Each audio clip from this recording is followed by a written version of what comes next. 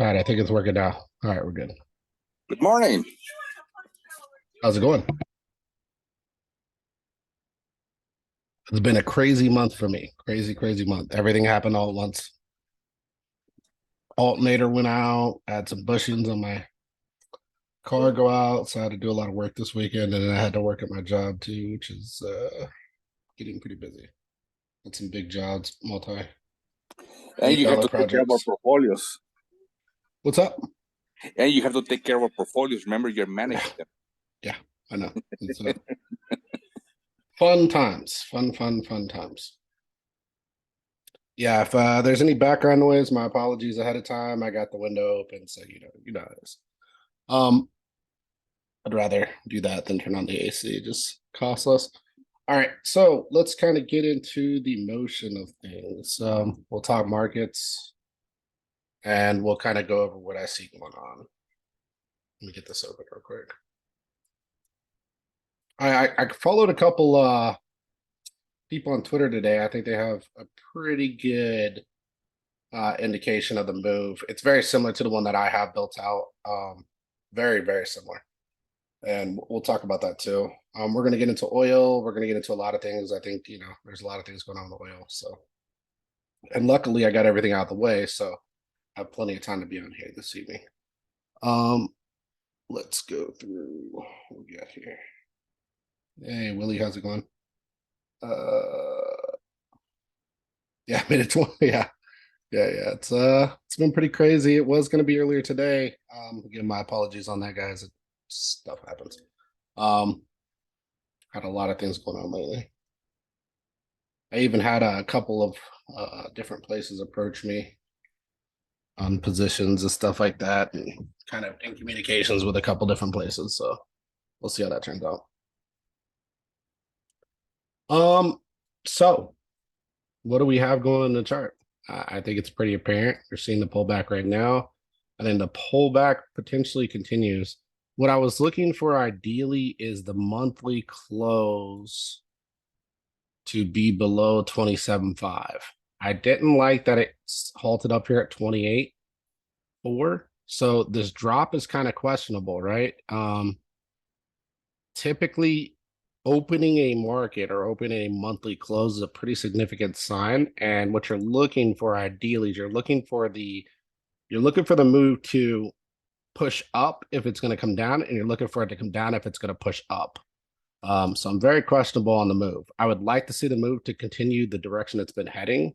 So that overall direction has been, moving back to the trend. That's what I'm looking for. So ideally, I'd like to see this structure kind of build out.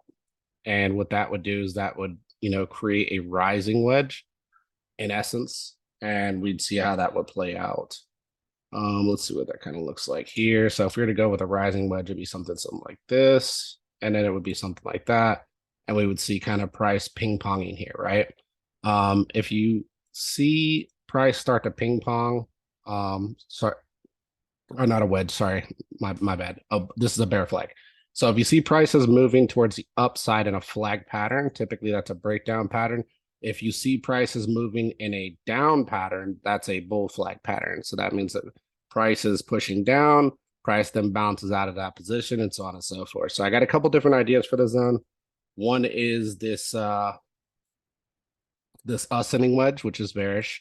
And I know it's bearish. I get that 100%. And I'll give you kind of a bullish thesis also, because I do like to give two bears, one bull, because I always like to leave the room open for, potential of the other direction. Again, I think it's kind of bullish that it's pulling back here on the open because, typically you're looking for a move in the direction, a false move in the direction that the market wants to head. And typically the false move is whether that pushes up or pushes down, because that's what creates wicks, right? So these wicks are then created based off of the false move. If you think about it, we closed right here on this monthly open, right? Price then did what? It retraced all the way back down to 19K, something we discussed. This hit the price zone almost on the nose of where we talked, right? I believe I said 19 here. I revised that to 19.6. We hit 19.580. Pretty dang close price right there I had. on this move. So price, and that was on the inverse head and shoulders that I saw on the weekly over here. So we saw basically right over here, we saw the inverse, which is basically the move down into the move up into the move down. And I know these are hard to identify. That's the thing that a lot of people got to understand. What you're looking for ideally is you're looking for a price to resist in the same zone, right? So we got the breakout move right there. And really, I think this structure could go higher because typically an inverse head and shoulders, you know, it does a pretty significant move to the upside. And I don't feel this is enough. So I'm thinking that the potential move here is to pull price down to here, right over here in this 23, 24K zone, and then flag back up on that move and push up towards this 31, 32K zone. And then from there, I'm looking for structures to start becoming broke, right? And that price to start to fail and consolidation to settle in. Now, does that consolidation settle us lower? Possibly, right? Does that consolidation settle us back at the lows? Possibly.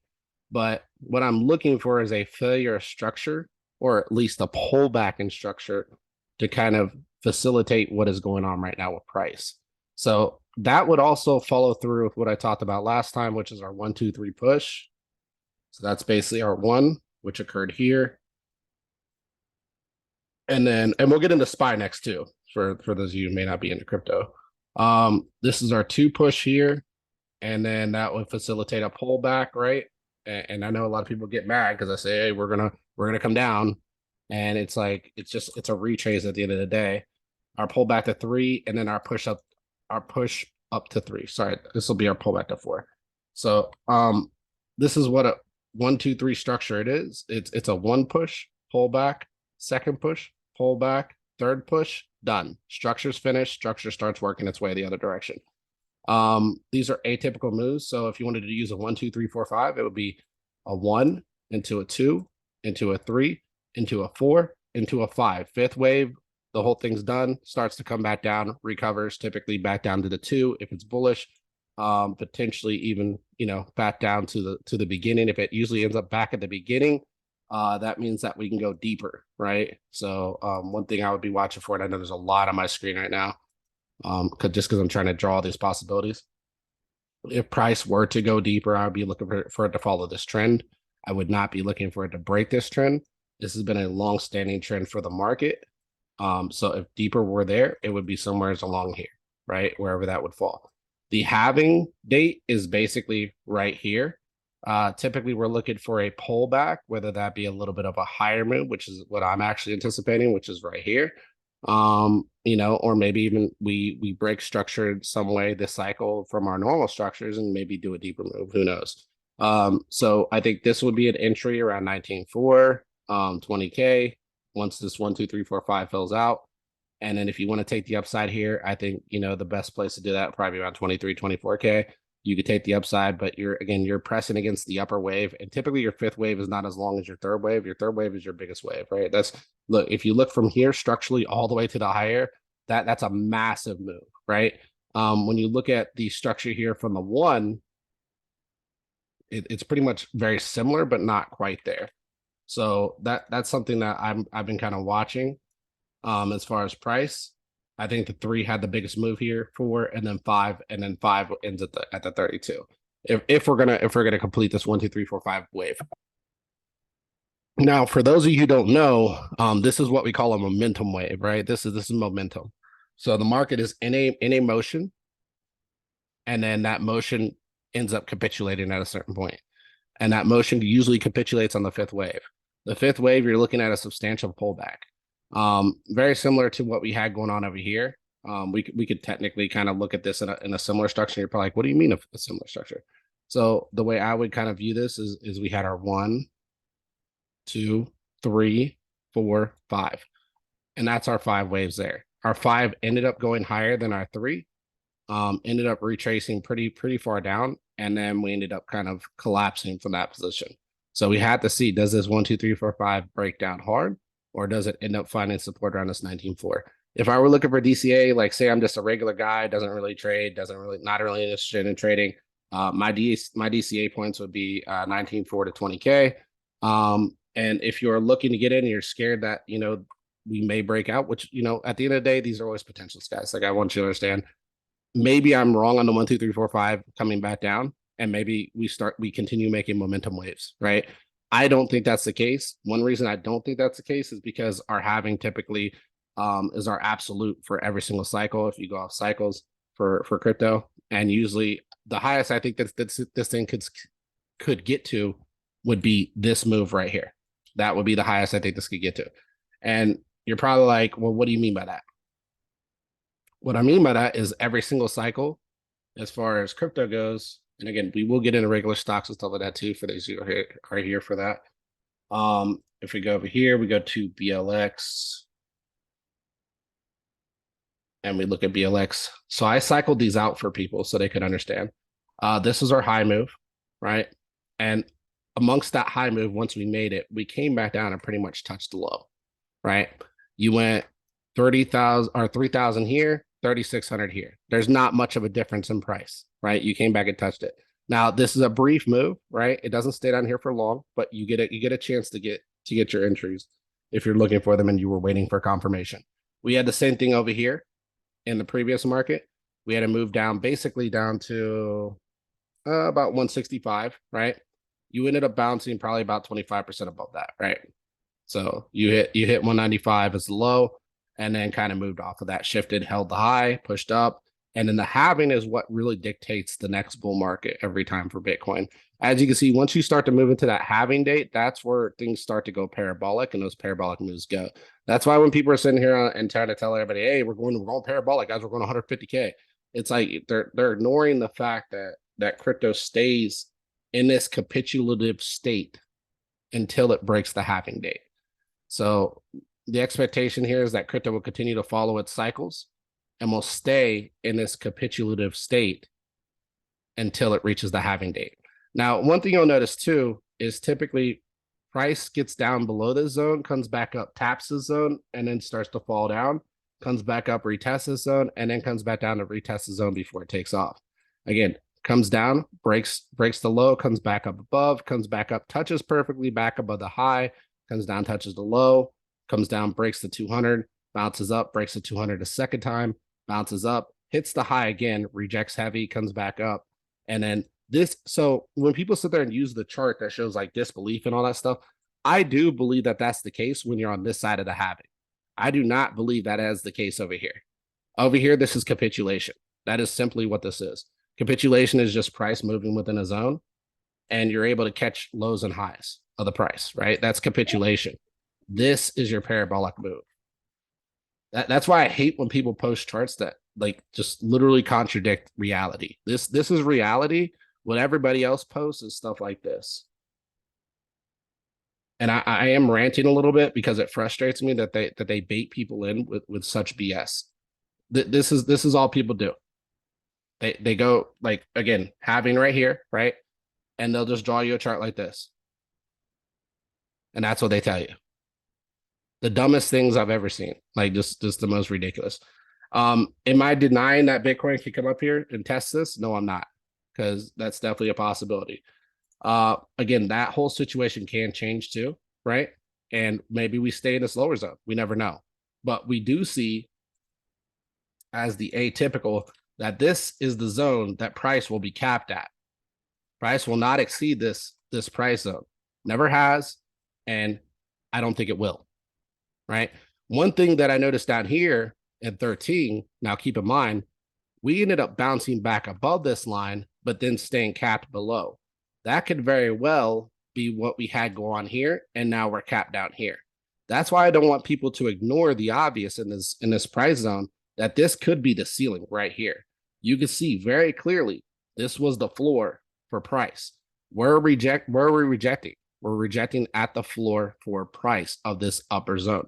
If you were to break this into two zones, you would simply go like this, and you would say zone 1, and then you would come in and you would say zone 2. And one thing I could say about zone 2 is zone 2 has a floor, but zone 2's floor is pretty deep, right? Zone 1 has a solidified high and a solidified low, which means that once price gets up into here, you don't have to really worry about price necessarily coming back down into here. This is kind of your flip zone, but it needs to get above here, right? It needs to get above 40. Once it gets above, up in these zones, up in this upper price zone, it's no longer able to come back down to these lows. That's it. So this is just me studying and looking at the charts and trying to figure out what is actually going on with each chart and so on and so forth. And I've done this for a while. I'm just showing you guys, like, this is something I've done for years as far as paying attention to Bitcoin and crypto and stuff like that. One thing that I'm really concerned about right now with crypto is the total. We've discussed this. I've told you guys this, and it is playing out.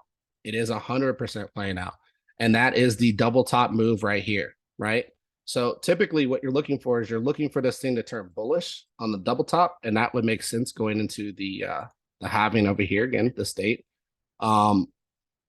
Basically, price coming back down, rolling the lows, and the lows for crypto, if it's going to remain in this uptrend, which I think it will be around a cap of around $900 billion. So when you start seeing a $900 billion crypto market cap, I think that that's going to be your lows for the market. Wherever that is for Bitcoin price, wherever that is for altcoin price, I can tell you if it goes from 1.125 trillion to 900 billion, Bitcoin sitting significantly lower, altcoins are sitting significantly lower. So keep that in mind too if you guys are investing up in these upper ranges. This was the same double top. Keep in mind, this is the same double top identified on Bitcoin, right? So if we look here, I caught this here on the same move on Bitcoin. Let me find that real quick. Give me 1 second, guys. Again, sorry about any background noise. Let me pull this up. Hold on 1 sec. Oh, that's my ledger. Oh. Give me 1 second. Actually, I think I have it here. Pretty sure I have it right up here.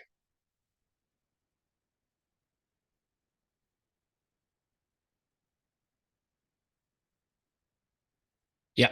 All right. So here's the post I made on Bitcoin right here. Right. So I caught Bitcoin at the same position, right? On the 1 week at the same position, doing the same thing the total crypto market cap's doing. Does this not look identical to the same chart I'm just showing you guys? I think it looks pretty identical. So you can see the same move here played out. Bitcoin came down, hit my 19K zone, right? Bounced back out of it into that bullish inverse head and shoulders, pulled back out, and really now I think it's kind of capped where it's sitting. Again, I think it has room to go to 32, but it has to get above 32 to be bullish. We are not above 32. We are fighting 30. We could reject at 30 very easily too. So is a 2K move for Bitcoin worth holding positions for? Or would you rather wait for confirmation at the end of the day? As a trader, I'm saying this as a trader. Maybe investors look at it differently, and that's perfectly okay. I want to be very descriptive because I keep getting called out on stuff that I keep pointing out. And I'm telling you guys from a trader's perspective. I'm not telling you from a perspective of, hey guys, let's buy and hodl to 150K Bitcoin. It's, hey guys, I'm looking for the best possible price for entries, whether that be from a long-term perspective or even a trade. All right, so same move I'm seeing right here play out on total crypto cap. I would look again, 900 billion. This is the zone I'd be looking for. If you want to be extra conservative, let's be extra conservative. Let's go ahead and move it up to like 920, 950, right? You start seeing a 950, 920 total market cap, you probably got an inverse head and shoulders. And keep in mind, that'll be a higher right shoulder, which means a little more bullishness. Although I think there's good potential that this thing could dip lower, right? That's what I'm kind of seeing on a total. And this is what's concerning me about the big pullback that I think is going to happen in crypto. So I think it's pretty apparent. We can see volume dropping, right? Volume is dropping on the total market crypto cap. I don't care about Bitcoin. Don't care about Bitcoin. I don't care about altcoins. The total cap volume is dropping. Now we get these spikes here and there, but volume is dropping. We're getting lower and lower and lower volume. So a big move is moving in, whether it be to push this out of here or to come back and fill in my inverse head and shoulders before we take off. So keep that in mind also with crypto. Yeah, they're always talking about straight lines up. Exactly. So I'll give you guys kind of my guesstimate of a high for next crypto market. This is where I think we line up with. I think it's 6.82 trillion is the top of the next market. And I'll keep this chart. The reason for that is I took the supports of all the previous markets, kind of ran straight across, and I took it to 6.82 million. Could I be wrong? Sure. Maybe it's the higher zone, right? Maybe it's 13 trillion. Either way, it's significantly more than what we have now. It's 13x the whole market cap. Now, where does that money flow? That money flow probably goes mostly into new projects, partially into Bitcoin, and then partially into Ethereum.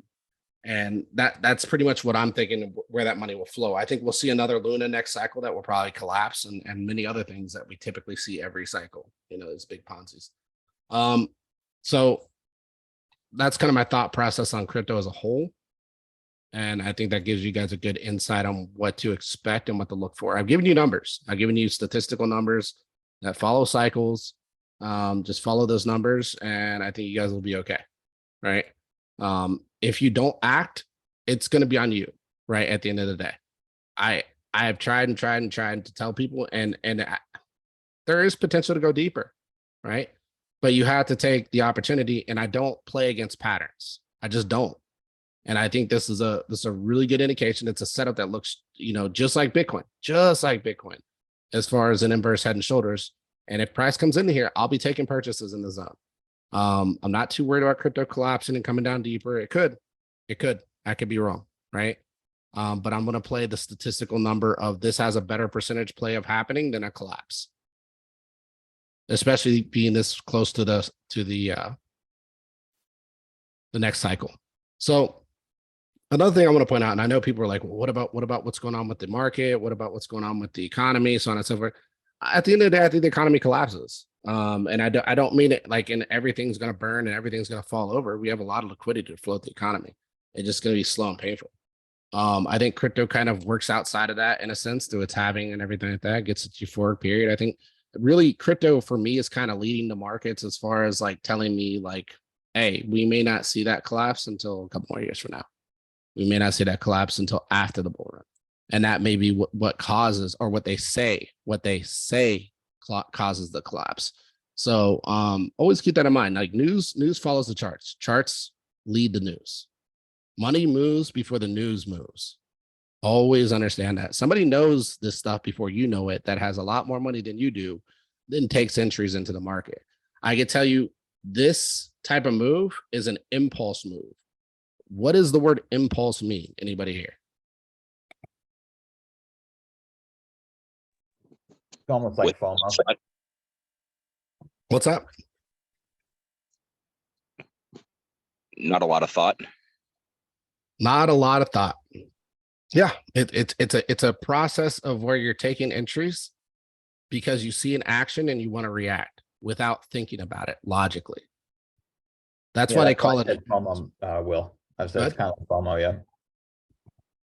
Yeah, exactly. It is the word FOMO, but I like to use other terminology so people really get the meaning. Because a lot of time, like people, when they hear the word FOMO, they instantly shut off mentally, right? So it's like, I'm sorry, hold on one second. They lose track with what you're saying, and they think that you're just fudding, right? They hear the word FOMO, and then they think, oh, FUD. This guy's FUD. He's just fudding. Fudding to me is like something a child uses as an excuse, right? It's FUD. It's FUD. Nothing's FUD. There's news and there's no news. That's it, right? There's news that makes sense, and then there's news that's like, that doesn't really matter. Hey, well, I don't know if you saw my question when you say when the total market cap gets down to like the 890 to 950 range, you looking more at leverage trading, you more like spot in that range there? I'm honestly accumulating. in that Got it. range. I'm not More looking spot. to leverage too much where we're at. We're kind of, I showed you guys in that choppy zone, Yeah, right? We're just kind of chopping the zone. We haven't broken out of any major zones. That's why Yeah. when people are telling me how, oh, Bitcoin's going to break out. Yada. Okay. If Bitcoin's going to break out, total market cap's going to break out. correct. And I don't see total market cap breaking out. I mean, based on this move and based on what I showed you with Bitcoin, what's the more likely play here? Is it breaking out here? No, retest. It's a retest, a Yeah. retest of the other shoulder. Yep. To show strength. Why does an inverse head and shoulders work? Does anybody know?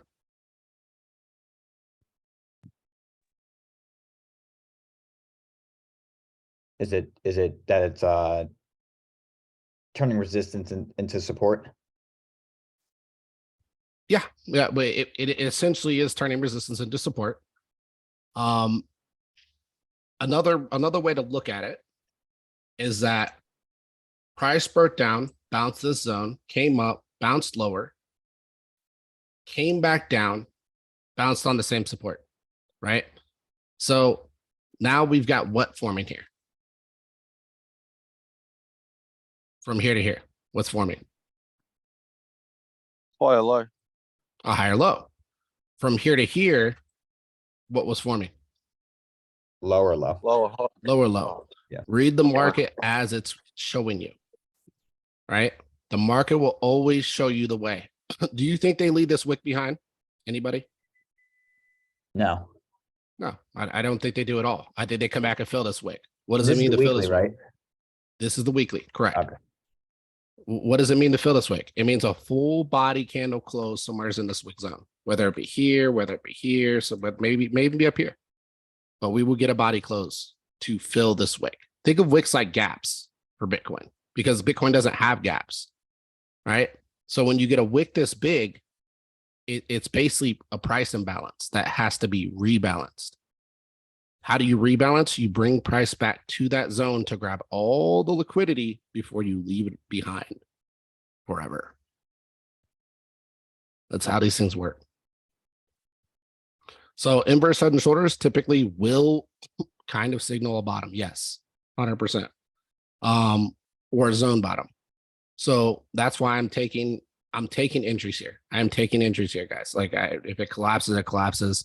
I'll get wrecked. It is what it is at the end of the day. I'm willing to take the chance. Just because the probability of this playing out is much more significant than the probability of it breaking down. And again, it's a numbers games, right? This is all percentage statistics, all that good stuff. Like what is the more likely play here? When you're in a market, you are taking the likely play. If I get wrecked, guess what? I'm stuck holding my bags until it comes back up. Whatever I put in. I'm understanding of that. Very understanding of that. Is that Now- more like a PCA starting point or like you're throwing a good amount of money there at that? I range? will be putting a good amount of money in here. I'll probably be like 70% in. Got At it. least on my crypto positions, not my Yeah. market positions. I got you. And then you Market, I hold feel a 30%, whole other way about. What's And that? you hold the 30% in case it drops lower, so you can buy Yeah. even more of it. I got you. Exactly. And Okay. and if this thing takes off without me and I got that 30%, I can put it in other places. There's always places to catch up. Yeah. of Worst course. case scenario, I'll throw it in bonds. I know it sounds boring, but at least it's making money. And you'll make a crap ton on your 70% anyway, so it doesn't matter. Exactly. Yeah. So the more probable play here is the inverse head and shoulders at this position. So that's what I'm taking. I think this looks great. I think it's going to play, and I'm going to be able to play this thing to a T. And people are going to come on there and they're going to be like, "Oh, you were wrong, yada yada. You said it was going to go down deep."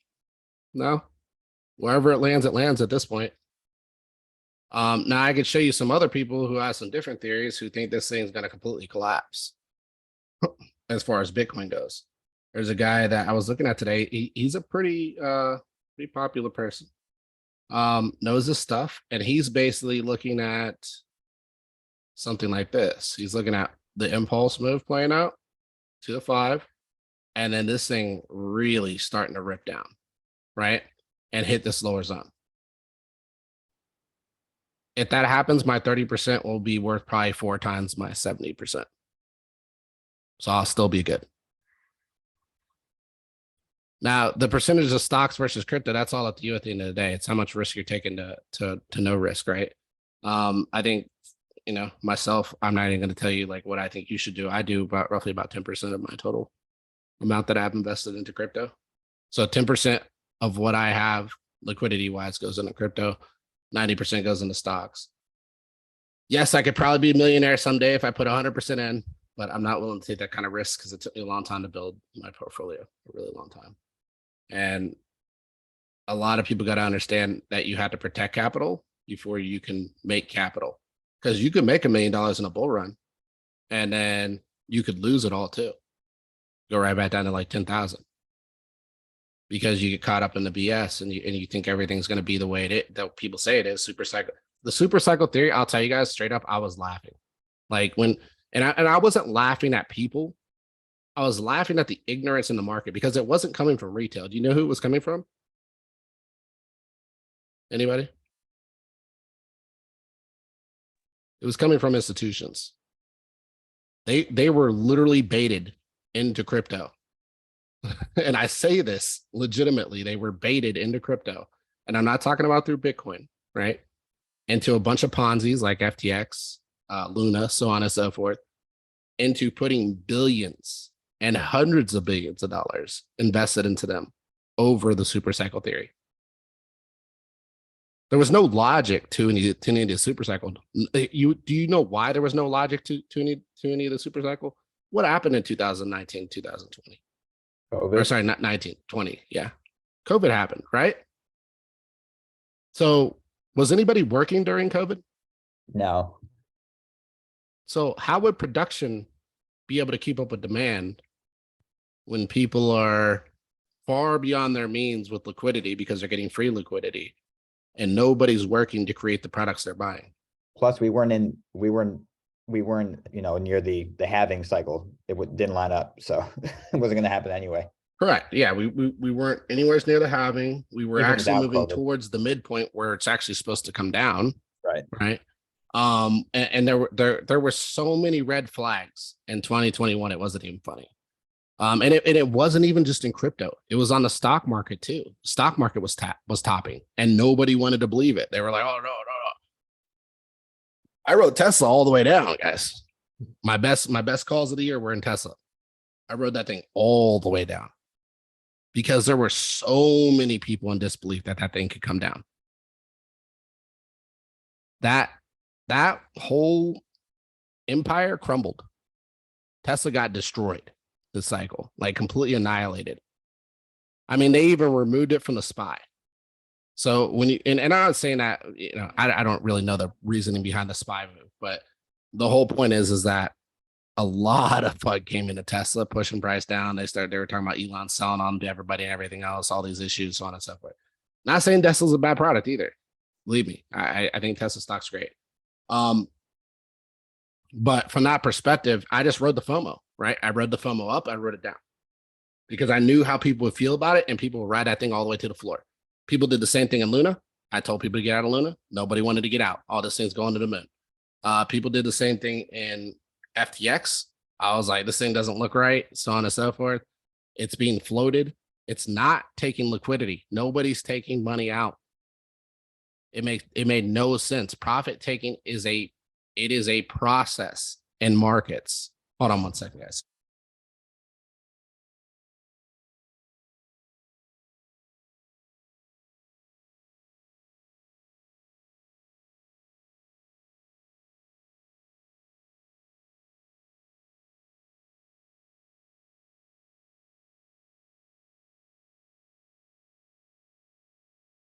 All right, I'm back. Yeah, profit taking is a process in markets that happens, period, flat out.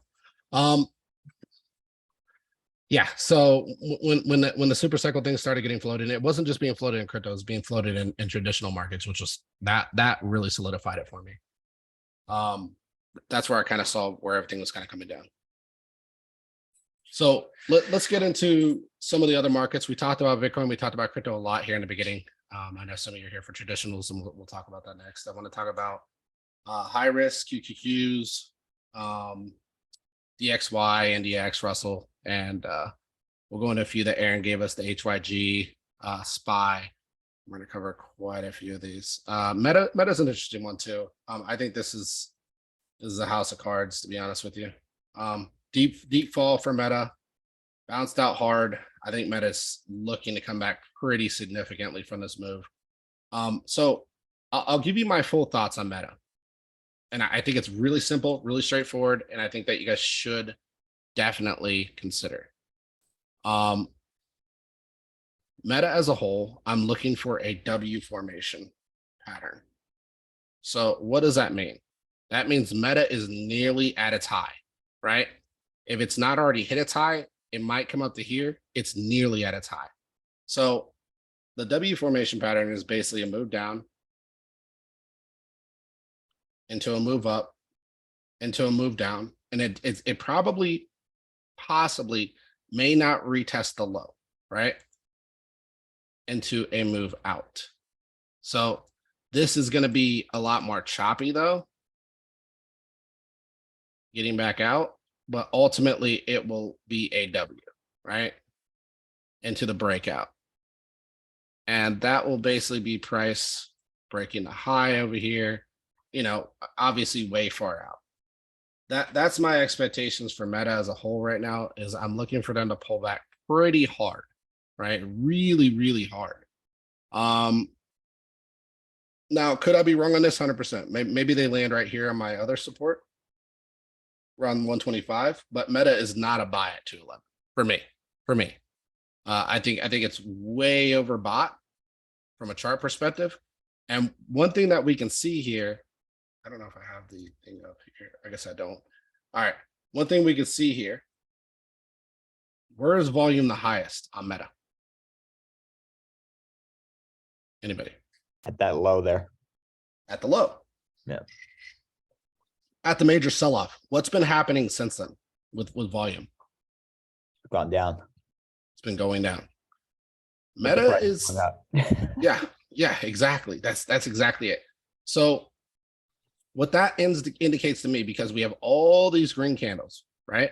All these green candles, that indicates to me that nobody is selling. What happens when everybody's buying an asset and nobody's selling?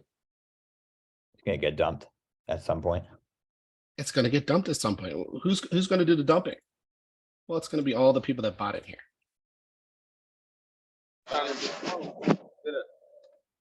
And that type of move is what creates the retrace. Look, man, Hold hey, on 1 second. bro, Mikey. All right, got him. Will, did you say all those people who gonna be dumping are the people who bought down below? They're going to be profit taking. Okay, because they bought it. Because Okay. yes, exactly. From Because the green candles, ahead. from looking at those green candles, right? Yep. Okay. This Okay. is a massive move to float Meta, right?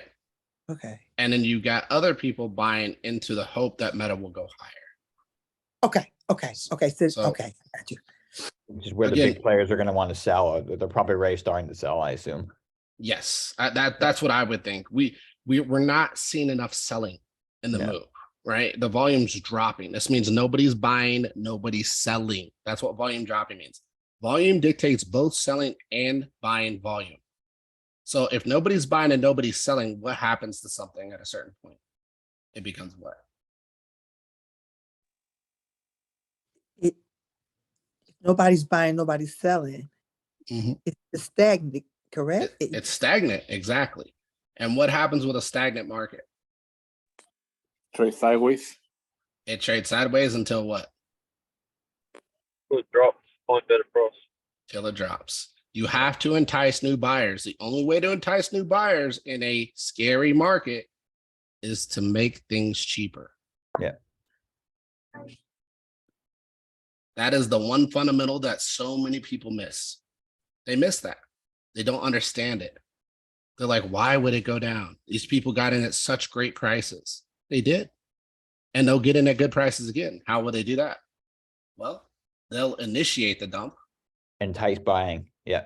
entice people into buying, and then at a certain point, once you reach a certain point in price, they don't have to dump anymore. Who's pushing price down beyond that? Retail. Retail. Yeah. Then what do? They'll Then buy it they up. come back in and they scoop it back up again. And do it all again. and they run it back up again. Once they're above their previous profit taking position. That is what starts a bull run. You go into a profit taking position, you take profit, retail pushes deeper. You buy into a profit taking position. Again, you're buying a little bit higher, but that's higher because low, yeah. momentum is here, right? Yeah. Momentum is there to push price higher. So because we have momentum, we can continue to buy higher supports. Why? Because everybody saw this price here. They know where that is and they have their buy set there. So what do? You keep Make them sure from that- getting entries. Yeah, make sure it doesn't get there again. You make sure it doesn't get there again. That's what bullish momentum looks like. That's higher lows. That's higher lows. And once you create that higher low, you keep enticing until what?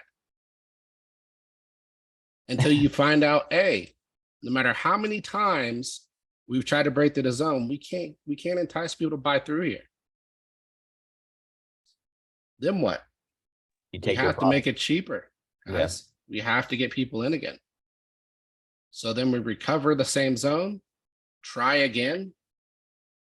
And if we are able to entice people back in again, we go higher. If we aren't, we stop here. Because retail is now only buying to this position. They won't buy higher. Right. So now that creates what we call a downtrend. And now you're recovering every low from that position. This is what impulses are made of. Impulse moves up, down, up, down, up, down, up, down, up, down. Again, Newton's law, right? For every action, there's an opposite and equal reaction. So if we get a move up, this is our 1, right? Sorry, that's a horrible one.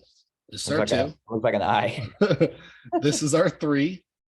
And then we 3-wave back down. 3, 2, 1.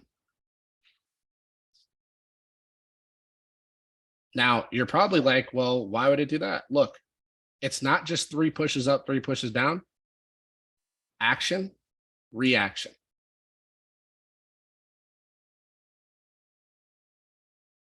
It all depends on the market.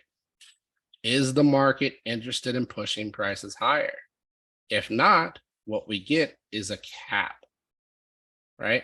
The market caps at a certain point, we recover back down to the lows, look for liquidity where we previously were able to entice liquidity. This is why it's difficult to not anticipate a double bottom versus a breakdown, right?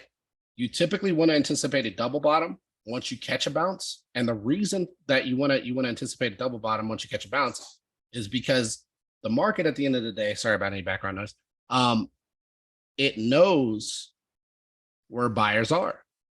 It knows there were buyers all through this zone. Look, where did it take price?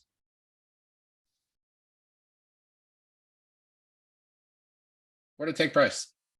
Yeah, sorry about the. You said what? 211-ish. Yeah, 211. How many times has the market been here?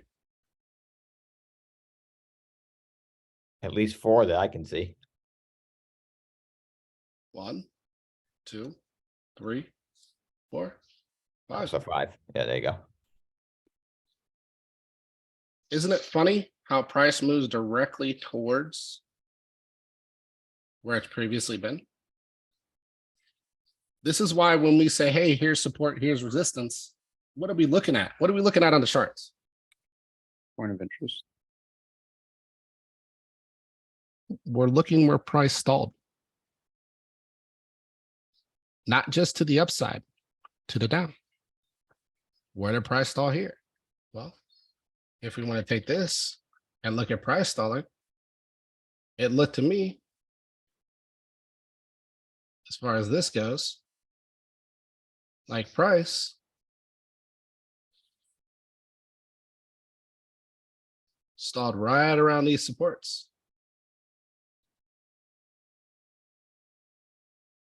Where are we heading to?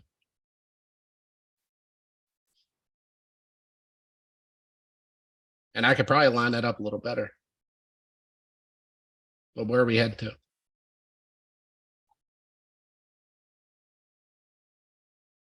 Anybody? 300s. That top at 380. I mean, that's where they're trying to make it appear that they're going to. Oh, But if you look at support, what is support for us right now?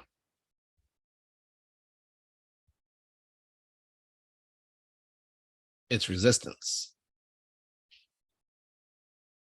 Now you're probably like, well, they're poking through it a little bit. That doesn't mean anything. They could open tomorrow and come up to here and then wick and then just start dropping down.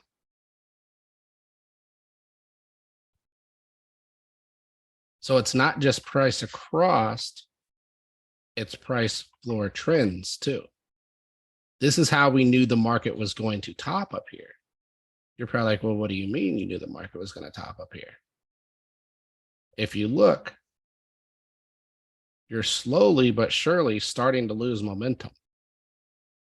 So you had okay momentum here, then okay momentum here, and then erratic momentum here, which is going to cause a hard correction. Now, corrections occur in both directions. They occur to the downside and to the upside. And this could be a consolidation, or it could simply be just grabbing the liquidity it left behind to start working more to the downside. Now, do I think that Facebook comes back down to these prices? Probably not.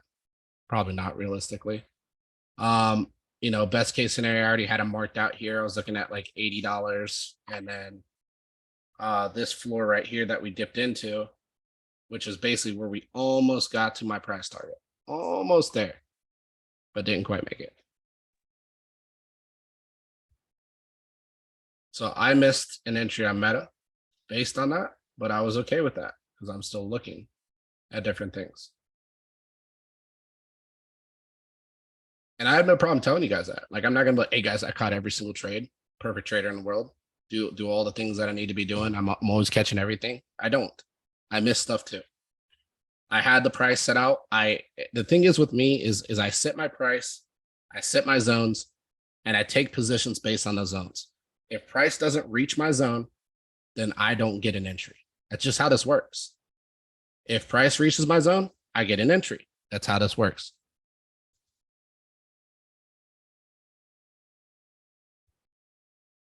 No, I don't think it really has anything to do with crypto specifically that I go over Meta. I go over Meta because Meta is considered a blue chip, right? Apple's considered a blue chip. Meta's considered a blue chip. Tesla's considered a blue chip. These are what they call blue chips in the market. Blue chips are really good and ideal to look at because they have a lot of liquidity, right? So when you see mass exiting or mass entries on blue chips, you can kind of get a good indication of direction of the SPY, direction of the overall market, how people are feeling in the market is in a sense. Yeah, they're good indicators to kind of see how the market is feeling about investing. That's typically the way I look at them. I'm not a big advocate of buying these bigger stocks. I'm more of an advocate of watching them to kind of see market sentiment and whether money wants to step in and play or whether it wants to step out. As we saw, it stepped out a lot, right? Nothing goes straight down forever, just like nothing goes straight up forever. And we got a straight down into a straight up. The market has a lot of cooling down to do. It's too volatile, way too volatile in both directions, right? It was too volatile to the downside. Bounce was very volatile. So I'm looking for this rebalance to happen with Meta. Let's go into SPY. Let's discuss SPY. So a couple things with SPY. And I wanted to look at this too. It's something I was looking at earlier. Gaussian channel is a great tool if you guys use it. Good indication of markets and where they are and everything else. So Gaussian channel here, typically you fall below, you just keep falling, right? For a long period of time. It looks like the market may have caught a bid inside the Gaussian channel here. The only issue I have with the Gaussian channel right now is that it's still printing red, right? So even though we caught a bid inside the Gaussian here, it's still printing these candles as red. So that's indicating that we're still kind of in that quicksand. The Gaussian channel is kind of like a quicksand. Once you kind of get into it, it sucks you in, right? And the market tried to get ahead, and now it's trying and trying and trying and trying. And it really pushed really hard here. And you can see right here, the nice part is that you can see whether we make a higher high or a lower high. For me, that's your trend, right? That's your bullish trend. So if the market's looking to bid up for me, I would be looking for the market to try and hit this trend line right here. And if we're hitting this trend to go out, what does that tell you about the market? Does that tell you a bullish market, or what does that tell you?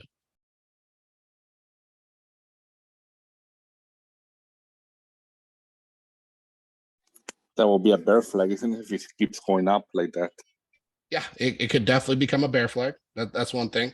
So what I'm kind of seeing here, and this is something I think a lot of people were not really paying attention to, is I was looking at this and I was like, man, that looks really similar to a head and shoulders pattern.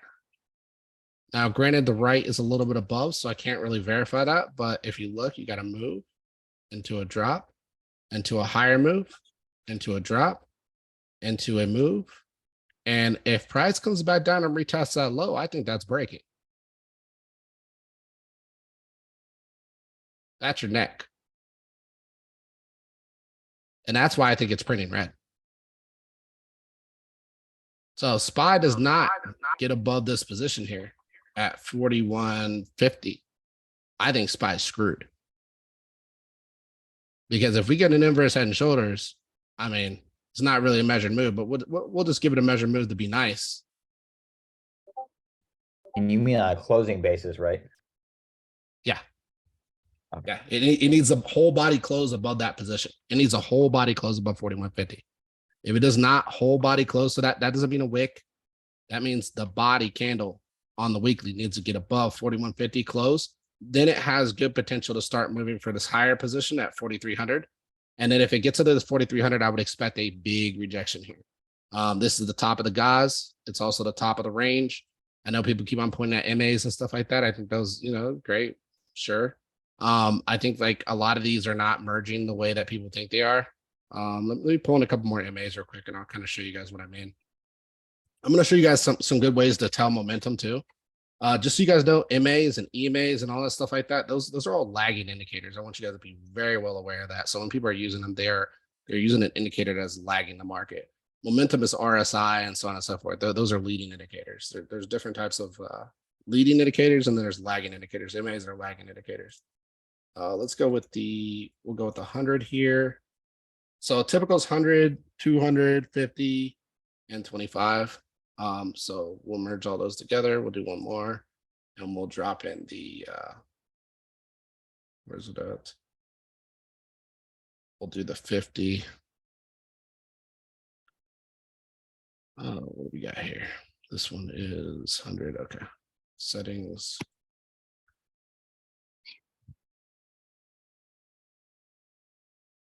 All right. So we got the 50, 100, and 200. I Just could a put in, quick question, Will. yep, go for it. What's the smoothing and the offset in the MA? The smoothing. Yeah, just when you had the MA and you came up with so you got the offset, and then you got like the length. Oh, so this is like how many days, how many weeks, so on and so forth. So if it's 50 and you're on the weekly, it's 50 weeks. If it's 50, it's on a daily, it's 50 days. If it's 50, it's on a monthly, it's 50 months. Okay. Yep. So this is what you're definitively looking at. The atypical normal trading standard is 50, 100, 200. Those are the ones you can go 25 to. That's another one that you can use to kind of see, how they're merging, how they're coming together. I'm going to give you guys some info though, some really good info on kind of how to look at these, even lagging. That because these are also momentum, but again, they're lagging momentum. So an MA, what you're typically looking for is you're looking for a convergence on an MA. A convergence is a good sign, and sometimes a bad sign. So the difference is, are you getting a conversion at the high, or are you getting a convergence at the low, right? And you're probably like, well, how would you know what is low and what is high? Well, you typically can't until you get above something like the Gaussian, or you start moving ahead or getting above your MAs. Once you start getting above your MAs and your MAs start veering up correctly, you're good. So let's look at it from this perspective. Let's actually, let me go ahead and color these separately so they're not quite blending together. So we'll get this one red. And then maybe we can make this a little bit visibility inputs. We'll go with that. So the smoothing, I typically don't mess with this. This is only if you're including SMA. This is SMA. I'm just using the MA itself. So I see what you mean now when you said smoothing. Yeah, don't really play with this. Just typically stick to your 100 link. That's what you're looking for. So that's your, so the red is your 100, purple is your 50. We'll change that one too because purple's too close. We'll go with yellow, right? That's your yellow. All right, so yellow is your 50, red is your 100, and blue is your 200. So what you'll notice is when you're in a bullish uptrend, your 50 is above your 100, your 100 is above your 200. When you are getting ready to merge to go up, you are looking for them to converge, bounce, and roll back up. Now the S&P as a whole has been in a solid uptrend, right? The time that we needed to be concerned with the S&P was when it hit this red zone. So when it hit the Gaussian, fell through. I'm not telling you guys to use Gaussian stuff if you don't know how to use it. We'll talk about it later. But I'm just showing you kind of, it gives a better, smoother move. What we can also do too, and this is something I would like you guys to kind of consider, and I don't know if I mentioned this in the past, maybe I have, maybe I haven't. So remember, I always say that the wicks are noise, right? So if you go off of wicks, there's a good chance you'll usually miss your move. You want to take the body. The reason you want to take the body, if you want to confirm what I'm saying, see this right here? So I'm going to copy that. I'm going to put one under the wick and one under the body. If you were to change this to a line chart, where's price at?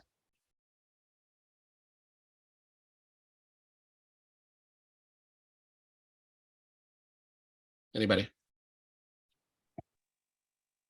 Higher? Is it where the body was or is it where the wick was? It's where the wick was, right? Where the body was. Oh, because of the, okay, I see. So I the see. line chart will typically tell you true price action.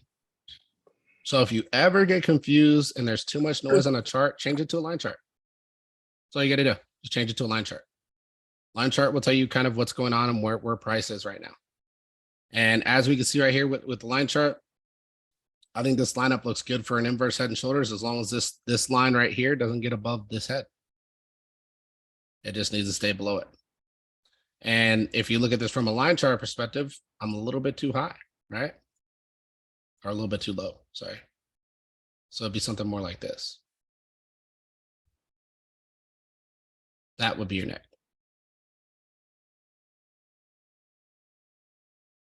So be careful right now with SPY. I think SPY is printing something pretty nefarious, personally. Worst case scenario, it comes back down and revisits these lows it bounced off of.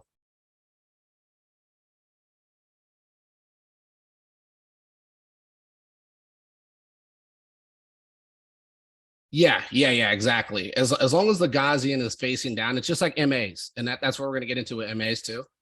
You want all MAs on higher time frames to be facing up if you're in a bullish momentum move, right? Currently, which direction is our 50 going?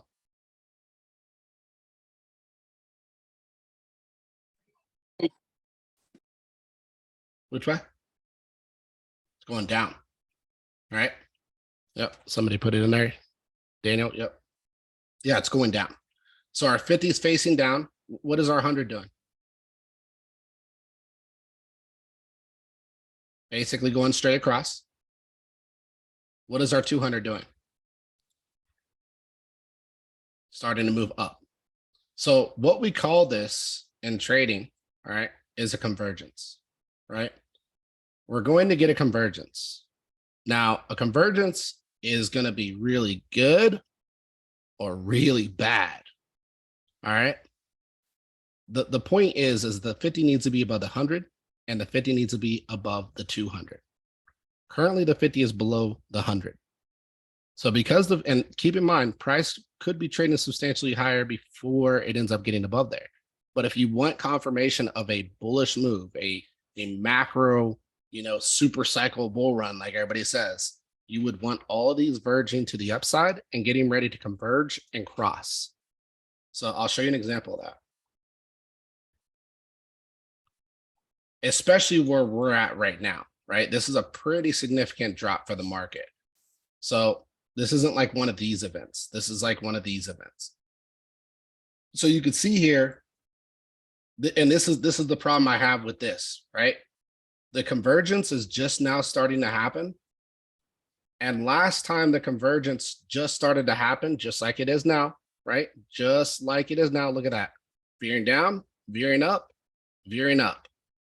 Just like it is right now. What happened right after that?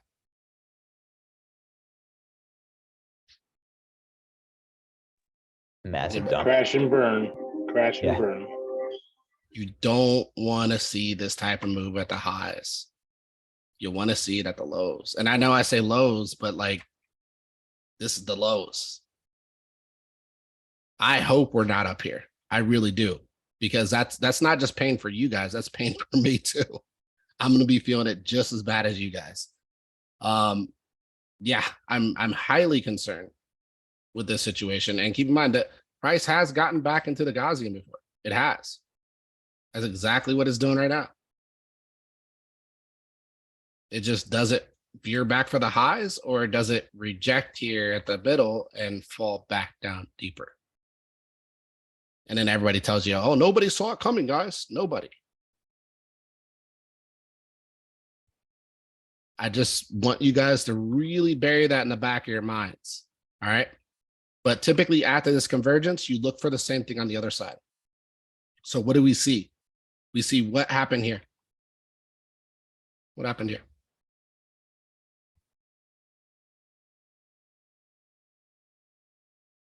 With the 50 and the 100, what happened? What is Yellow that, is the a 50. cross? Yellow is the 50. Red is the 100. What happened here? The 50 got above the 100, right? What are we looking for in a bullish move? We're looking for 50 above the 100, 100 above the 200. That's always what we're looking for.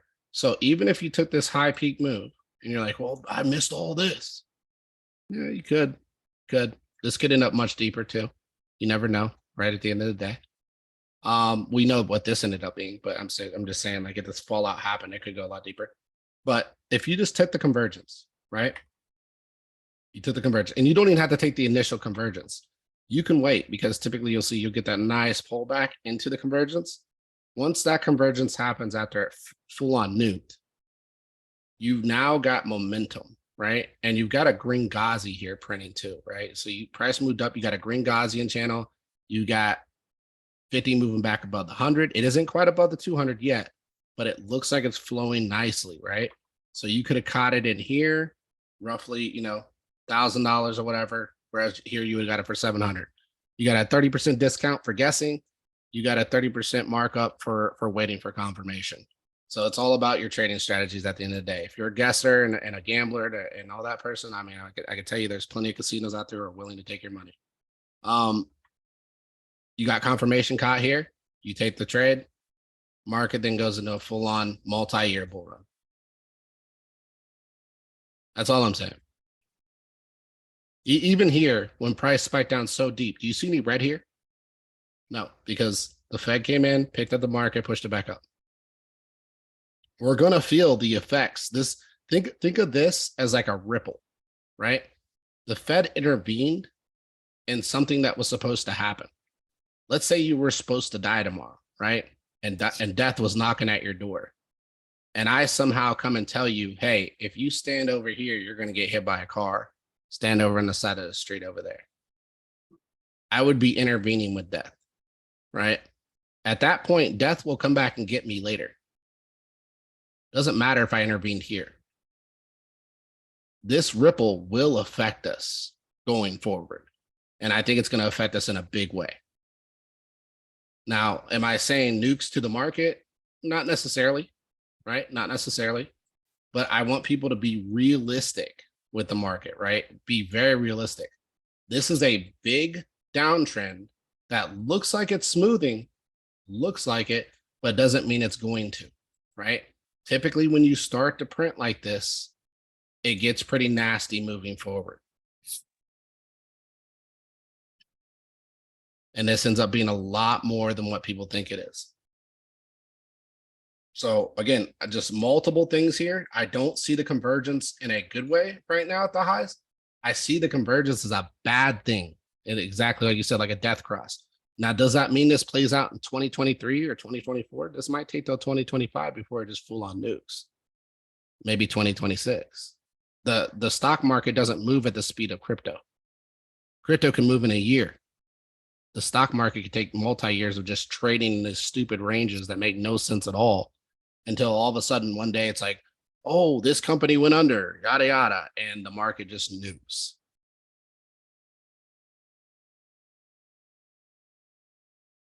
So not really doom and gloom here. I mean, you can play the upside. I'm just telling you that be cautious, right? Like I'm playing, when I'm playing stocks, again, the other 90% of my portfolio, I'm playing typically bonds, a mix of bonds and stocks. Like I'm not going all in on stocks. No freaking way. I think that is stupid the way things are set up right now.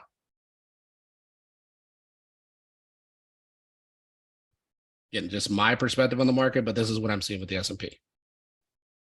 Still printing red on the Ghazi. That's not good, right? If we were to look at it from the perspective of Heikin Ashi candles, Heikin Ashi says green momentum up, right? So this is just another way to look at it. We'll turn the Gaussian off because the Gaussian is kind of interfering with it a little bit. But if we look at Heikin Ashi says green momentum up, but Heikin Ashi also says something else because Heikin Ashi also filters out a lot of the noise from the moves. If you notice, there's not as big a wicks and stuff. It's also telling me same thing. Same thing as what I'm already anticipating that's happening here. The move looks like it's topped out. Looks like it's going to roll and come back down. You retest the low here, you're breaking. 100% you're breaking, in my opinion, right? Like, not, I shouldn't say 100 because it's a statistical mathematic, standpoint, probably like 70%. But I'll take the 70 over to 30. Too much exuberance in the market is a problem. So again, if we're gonna bid, got to get above this position. Potentially even break even higher around 42. Then you got to bid all the way up to 43, right? But to bid higher than that, I think it's futile. I think you're doing yourself a disservice. I think you're gonna get wrecked. Really, again, we got a similar move right here, just like Bitcoin. So we have a ceiling on the market, which means the market's going to keep doing this and this and this and this until what?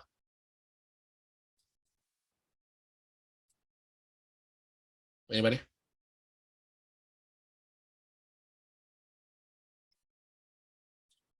What, till it goes up or down? It has to break the trend.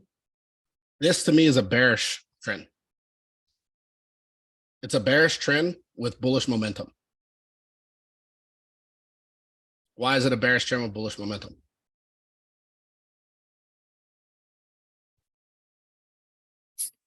Because it looks like it's going up, but it's really not. Yeah, it appears to be going up. It's basically price is trying to have the appearance that it's building, but the reality is it's capped, right? The Yeah, ceiling is still not capped even for the making market. like a higher low. Yeah, it hasn't even exceeded the previous high Yeah. right here. Hasn't even exceeded. It just keeps bouncing every time it comes up to try and break the previous high. Now, if it breaks here, I might be like, oh, it broke the previous high. That might actually be momentum that we can play in, right? At that point, above 4,300, yeah, you could play that move. Because now you're up here, you're going to get a retrace back, but you got a higher high. So not only have you got a higher high, you've been building higher lows. But that's not where we're at yet. So if I were to take this from any standpoint, now we'll just go from bottom to bottom and I were to go from high to high, what do we see kind of playing out here?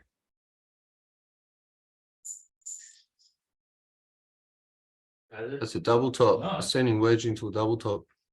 Ascending wedge into a double top.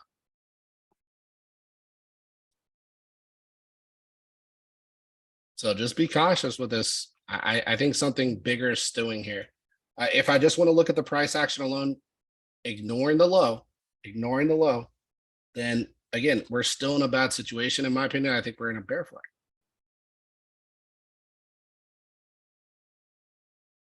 Do you see how price likes to play back and forth in the bear flag?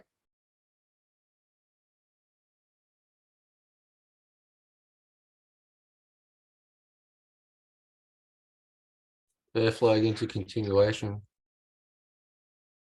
Yeah, so bear flag typically plays the whole move. And eventually breaks to the downside. Again, it's just a measured move, guys, from top to bottom. That's all you got to do. It's not a hey guys, we're gonna nuke, we're going down to 2000 SPY. I'm giving you a measured move. So the measured move would tell me that price will come down, it'll exceed, it'll probably fill this wick. And even if price is going to continue up, it's going to come down first. The biggest thing that I have here, if it does come down here, then I'm in another predicament. What's that predicament? Well, what is that? On a higher time frame. Consolidation. Consolidation. So when you're getting consolidation after a move up, what does that mean?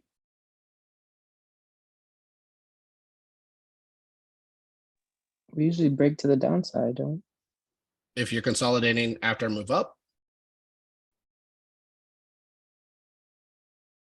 So usually when you're consolidating, you're looking to continue the move in the direction that you were heading. So if it's up, you consolidate the high, you move up again. If it's down, you consolidate the low, you move down again. So we're going down because it was going down, we're consolidating, so it's gotta I'm go down not again. calling that yet. I I did, no, I'm need- just kidding. I I'm just need kidding. price to come back and test, right? And then I need price to cap again. If we get a test into a cap and price doesn't exceed the zone, we are more than likely consolidating this area for a lower move. But that will take time to tell that, right? That's going to be a lot of time to see if that plays out. Now, let's go with the bullish thesis, which I'm sure some people left before they got to hear it. And let's look at the upside, right? These are all my bearish notions. Just FYI, I'm just giving you guys all my bearish notions.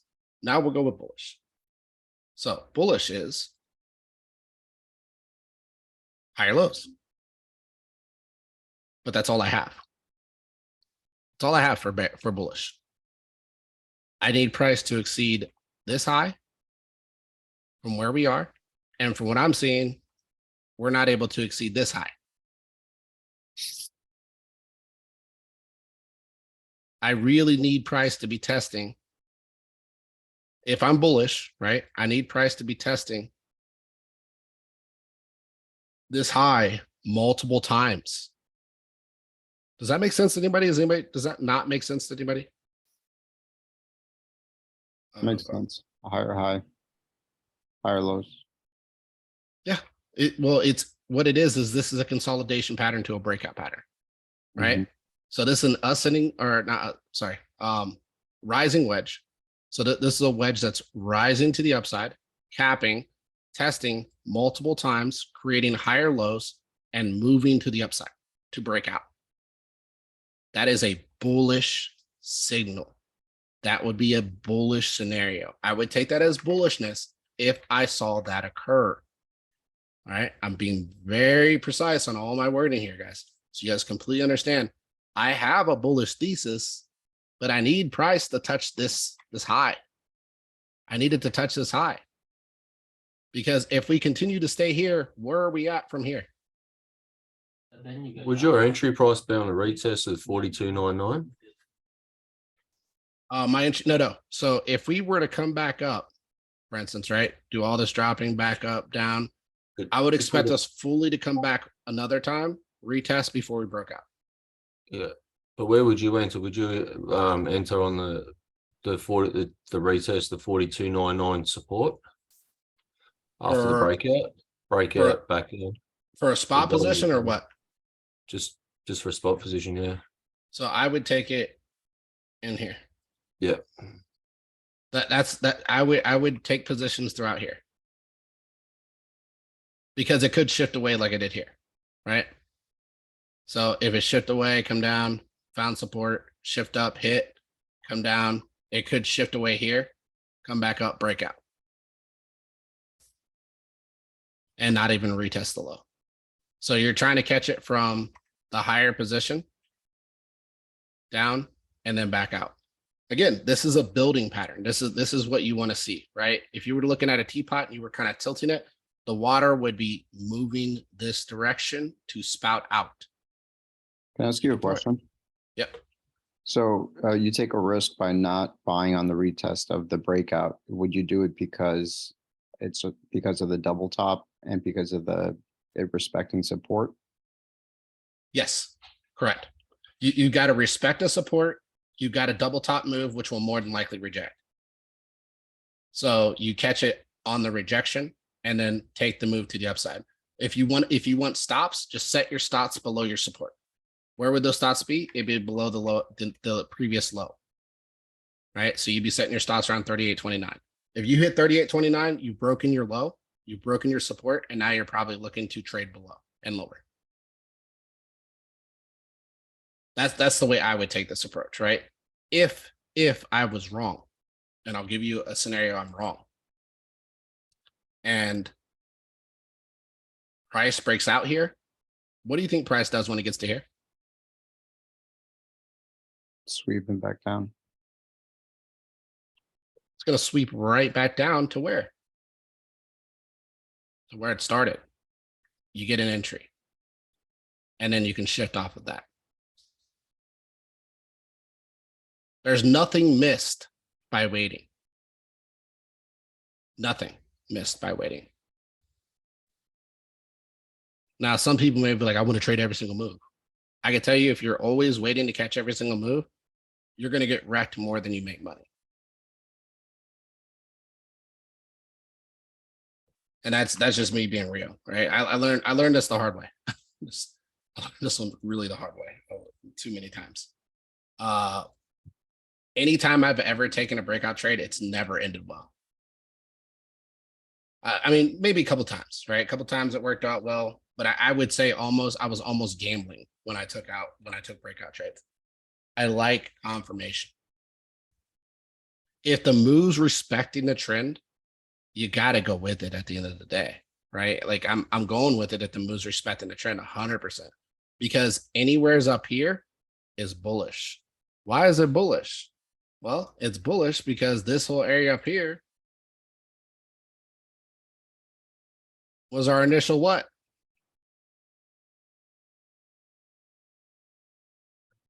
What was it?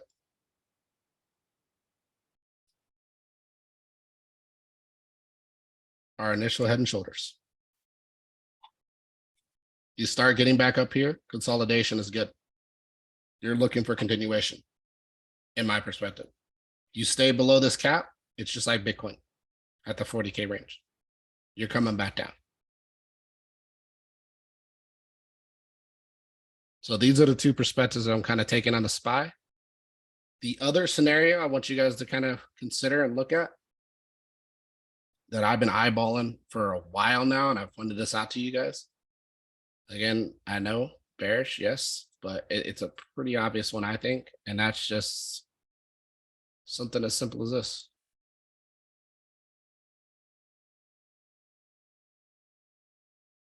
What is that? Pendant. That's a pennant. How does a pennant work? Follow the direction that you're coming from, I believe you said. Yeah, It is a continuation pattern. So there's continuation patterns. And then there are reversal patterns. This is a continuation pattern. This is price moving in, tightening. And it usually continues. What's the continuation length? Continuation length is high to low. Right, which is, we won't even count the wick because I don't want to be overly bearish. We'll ignore the wick, we'll go with the body. Wherever the breakout occurs, low to the next zone. And that would recapture this liquidity here and the move just before the market broke down to break out.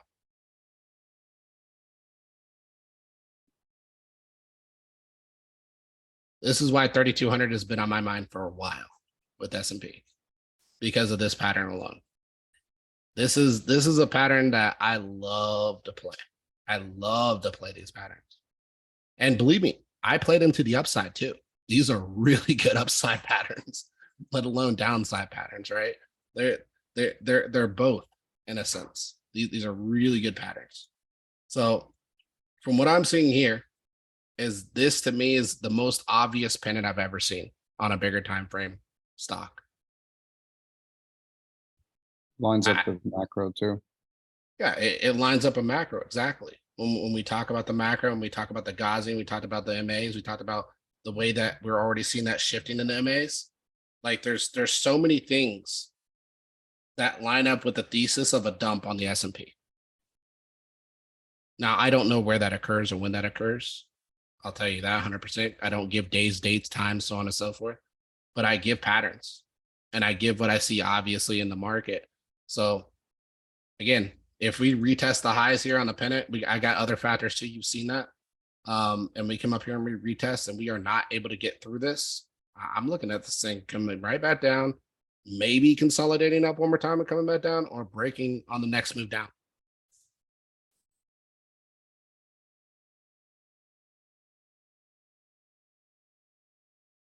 So this is the other scenario I'm looking at with SPY. I know I talked a lot about SPY, but I think it's a very significant part in the market. Again, we're talking blue chips. This is made up of a lot of blue chips. Yeah, and that too. I mean, we talked about that, Medardo. I brought that up many times. The 5.25 is the historical high for interest rates when we start to see things break. And you may be like, well, things already broke. Banks already broke. Yeah, that doesn't mean other things aren't going to break. Usually our 5.25 sitting over here, right? And I think our 5.25 was in here and our 5.25 was in here. And that was well below before these lows. So you have to keep all that in mind too. That's something else I think that people should really keep in the back of their heads. Let me back this up a little bit because I need to fix some of this. I think I deleted some stuff. Maybe you can do that Gaussian, what they call that Gaussian channel, and also test the 5.25% rate dates and see, like how it works out with those inversions. Yeah. I thought I had the dates on here. Oh, well. All right. So that's what I see with SPY. Now we'll move into 2 year. So 2 years interesting. Looks like it's ramping back up. I think we see consolidation here. Again, this zone is where I'm watching interest rates stay for a little bit. Now I'm going to show you the scenario of why that is and where I see this going. Basically we come all the way over here, weekly. This is the same high I've been talking about from over here, us pricing it over here. And this is basically considered a price imbalance, right? So I have 2 scenarios for this. I do want to point that out too. It's not just one. So the one thing I want to point out here is that scenario 1, this is the top, right? This is the top for rates. And usually about as rates start to break down through these lower zones, this is where markets start crashing. So as we start to break the support, markets start crashing. And so that would mean we break down, come down pretty hard, so on and so forth, pull back out, and so on, and then come down again, and then pull back out. And this is basically the rebalance of over here. Option 2 is we stay bullish, right? I'm going to go with option 2 too. I want to give you guys both scenarios. what would a stay bullish market look like? A stay bullish market would look like this. It wouldn't come down like I think it will, right? And I think this is where the break will occur if that happens. Between these dates right here. Option 2 is we come up and we recapture more of these balances over here, or these moves over here. And that means that we could be looking at the market or the Fed paying as high as 8.2% on bonds. That's market bullish. Why would this be market bullish? Anybody?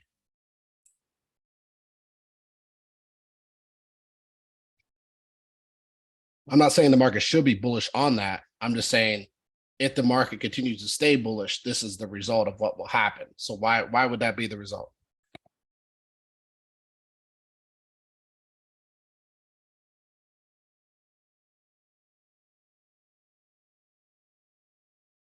Because people are selling the bonds, that's why the interest are going up. That's and right. The money is going into assets. Yep.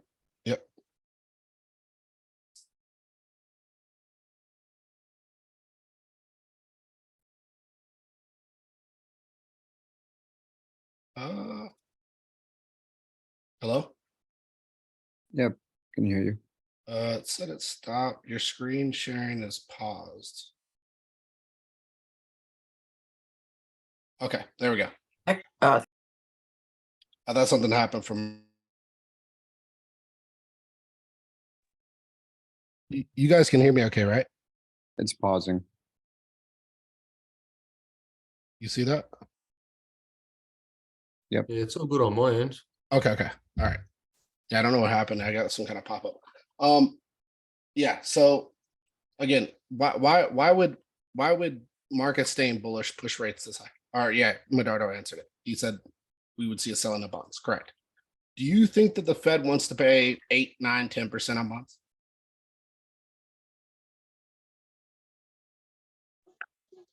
Hell no. What would that do to the No. economy if they were paying 10% on bonds guaranteed? There's no way we could sustain that. It's unsustainable. 100% unsustainable. Just like going anywhere above 2% inflation is unsustainable. Even where we're at. Yeah. These are the logical points I try to point out to people that they want to ignore. Because every time the market pumps, what happens to bonds? They sell off. What happens to rates? They go up.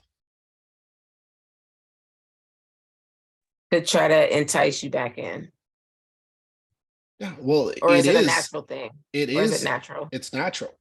It's natural. So why is it natural? Because money has to come from somewhere to pump assets. Correct? So if we think about that, where is that money coming from? Well, it's not coming from bank accounts. It's not coming from people. It's coming from bonds. Bonds are rotating assets at a 5% interest rate, pushing them higher. This is not something the Fed wants to see. This is kind of the reality check for the market when they're sitting there talking about how things are going to go to 7,000 spot. Yeah, just bring us back to follow. So just keep that in the back of your head with bonds. I think that's something we should heavily continue to pay attention to. And I can tell you, when you look at something like TLT to me looks very, very bullish. Why does it look bullish? We just discussed this with the SPY.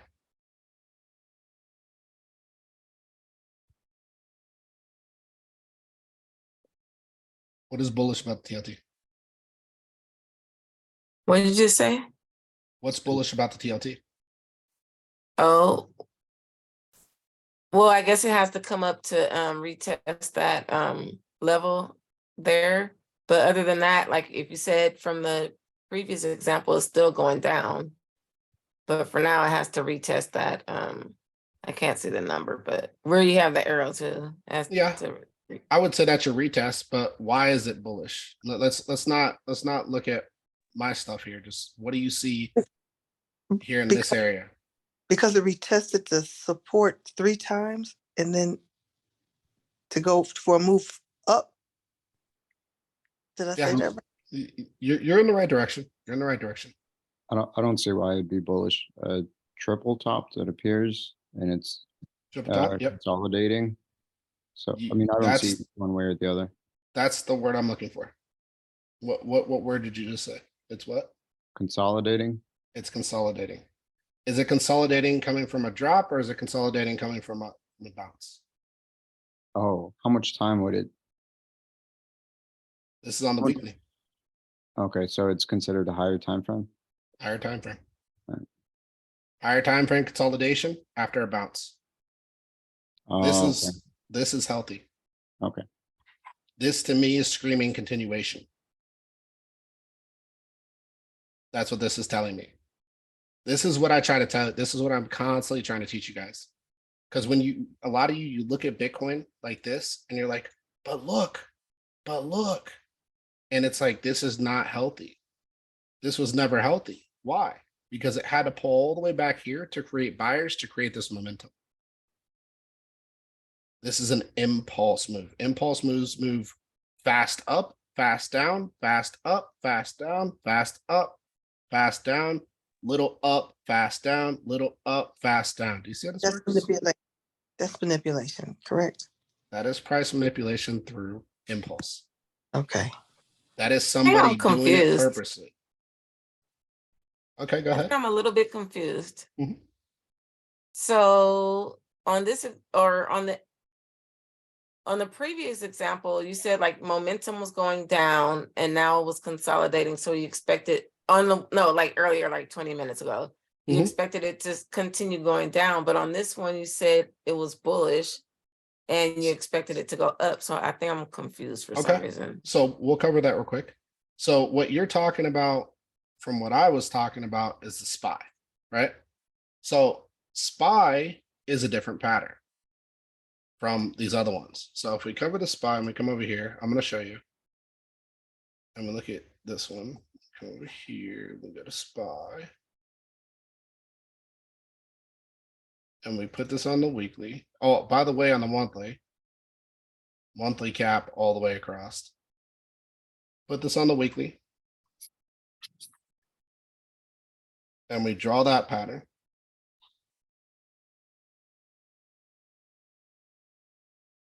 This is a what?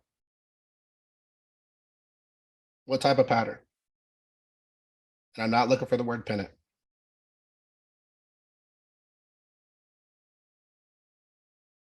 I'm not good with those, but wedge. Well, anybody, Type of wedge. anybody. Yeah, okay. So it starts with a T. I'll give you that. The word I'm looking for starts with a T. Ends with ING. I'm trying to test your guys' brains. I know you may be tired. I know, I'm like, no. I missed the question. Sorry. So what type of pattern is this? Starts with a T, ends with ING. Turning point. Nope. No. What's it doing here? It's consolidating. Okay, it's consolidating, but what type of consolidation? The trending. Is it even consolidation? No. No. It's So- getting tighter and tighter.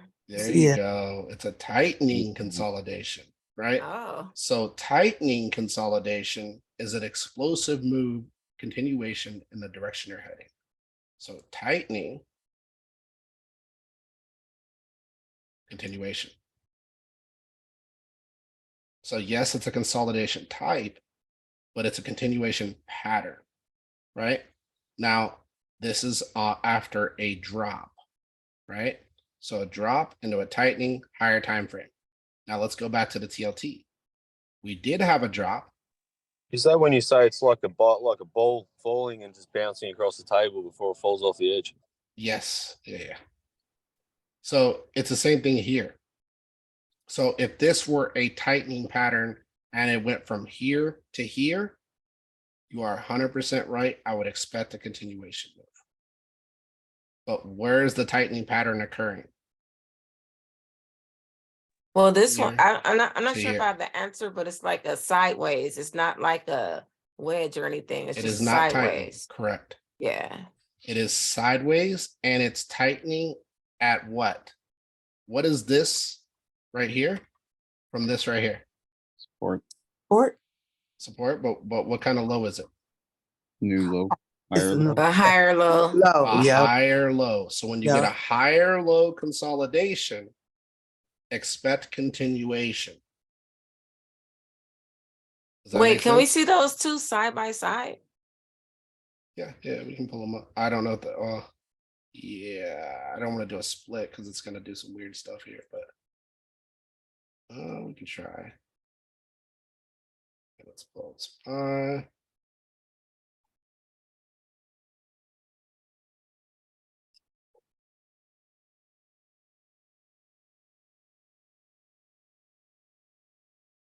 We put this on the weekly.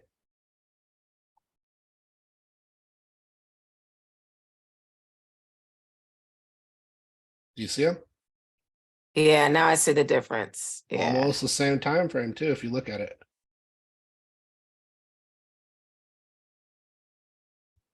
See how that worked? There's no pennant here. It dropped, bounced, dropped, consolidated higher, looking for continuation move to the upside.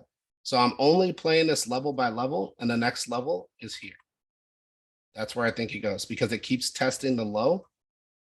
And it keeps holding the low, or it keeps testing the low here, but the high here. And it keeps holding the low here. So because it's holding the low here and continuing to trend sideways, I expect this move is going to consolidate. Think of it like a ping pong, right? So you did all this dropping. Boom, you bounce. Now you're just pinging here higher. Boom, you go higher. It's looking to exit in the same direction it entered the formation. Correct. Correct. As long as you continue to hold this higher low, this move will break out. And same thing here. As long as you continue to consolidate tighter, this move will break out. Just not in the direction everybody's saying it will. Hey, Will, I have an off-topic question. Yep. So Bitcoin for it to respect 19 as support, and that be the new bottom. I mean, when you look at rates, unsustainability of rates indicates, I guess, bearish. You read the SPY charts, 32 lines up favorably with liquidity, bearish, macro bearish. So for Bitcoin to respect 19, it would decouple from stocks and it'd be an asset somewhat like gold. Correct. And That would be what would send it through the next halving to a parabolic move too. Okay. I expect Bitcoin to continue following gold, kind of in a sense, moving forward as a kind of like a hedge, right? It's the highest beta of all high risk, but it's its own market that's uncontrollable by government. Man, that'd be a massive read. Yeah, it's it. And a lot of people, they just don't understand that. And I don't try and talk about it in the terms that other people do, because there's a lot of people out there who just spew nonsense about Bitcoin and the crypto space and stuff like that, and just talk about how it's all high beta and like all these things and only buy Bitcoin and yada yada yada, and like, you know, you got your maxes and stuff like that. Don't get me wrong, like I believe in crypto, I believe in Bitcoin. That's why I play in the space. I think there's a lot of liquidity to be grabbed in there, a ton of liquidity, right? Recording in progress. I would say most of the market through the bull run, guys, like I was, you know, $200 here, come out with like 5K, $500 there, come out with like 5K to 10K. I mean, it was ridiculous. I was making money hand over fist through the bull market in crypto, way more than I was making in stocks. But I was playing both sides of the market, and I didn't have to invest as much as I know a lot of you want to. That's what I'm telling you, is like the investment part there, you don't have to put that much in there. I'm all about protecting my capital at the end of the day. That's my biggest thing, right? So I make money, I start taking it out of the space, I put it back into safer assets, whether that be bonds or stocks or whatever. When And that's just how I rotate my crypto. I only keep a certain percentage of what I have in total. But you can make quite a bit doing it. I know a lot of you are looking to get rich quick. I'm telling you, like that mindset it'll set you back. It'll set you back, and you do not want to get set back financially. It's very detrimental. I can tell you from personal experience. You don't want to be in that situation. Appreciate that. Yeah. At the end of the day, it's all it is, man. It's about making money and keeping that money. Don't give it back. But yeah, so these are the two pattern types. Again, this is a continuation pattern type. This is a drop type. So continuation pattern type. Tightening patterns typically continue in the direction they were coming. Same thing with sideways, right? You got the sideways consolidation. It tends to go in the direction it was coming. The thing with sideways is healthier, right? It creates a solid floor liquidity for you to continue to build off of. Tightening usually is explosive, right? So you get really fast, volatile moves in the direction of continuation. So it's really difficult to read this and not think it's a pennant, but you know, at the end of the day, I could be proved wrong, but that proved wrong needs to break out well above here, right? We need to get up. If we start pushing into 4,300, I'll definitely secede that this pattern did not play out correctly, and that, you know, I was wrong on this, and we'll probably, you know, look to hold this position up here, at least consolidating these highs between 41 and 43, and we'll continue probably trying to trade higher from there. Now, the real question is, do we cap at the highs, right? That's the real question. Do we cap at the highs? And I'll show you an example of that too with SPY over here. And that's basically where we had this multi-market, you know, soaked everybody's liquidity out.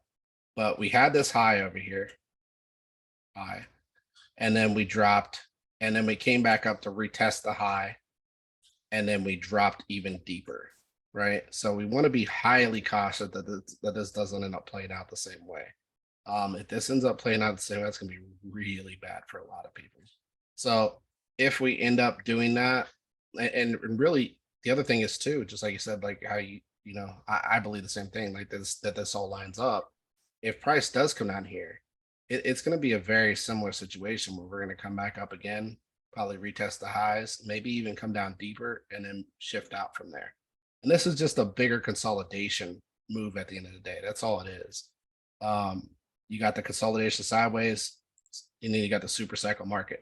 Now, once the market ends up moving out of this multi-year consolidation zone, your upside is pretty insane. Even if you choose not to enter the market until you break all-time high, your upside's 209% for the SPY. And I can tell you that's pretty nuts for the SPY.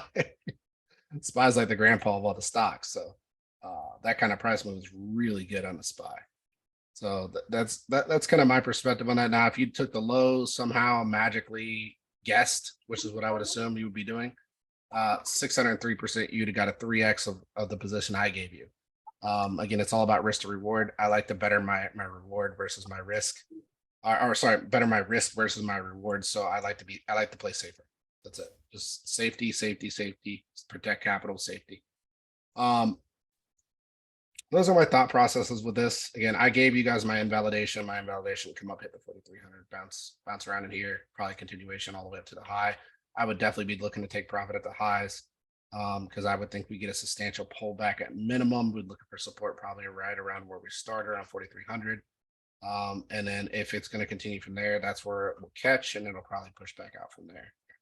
I'm not one of those people or believers that thinks the SPY is going to go to 7,000, 8,000. I think that's nuts to even consider that.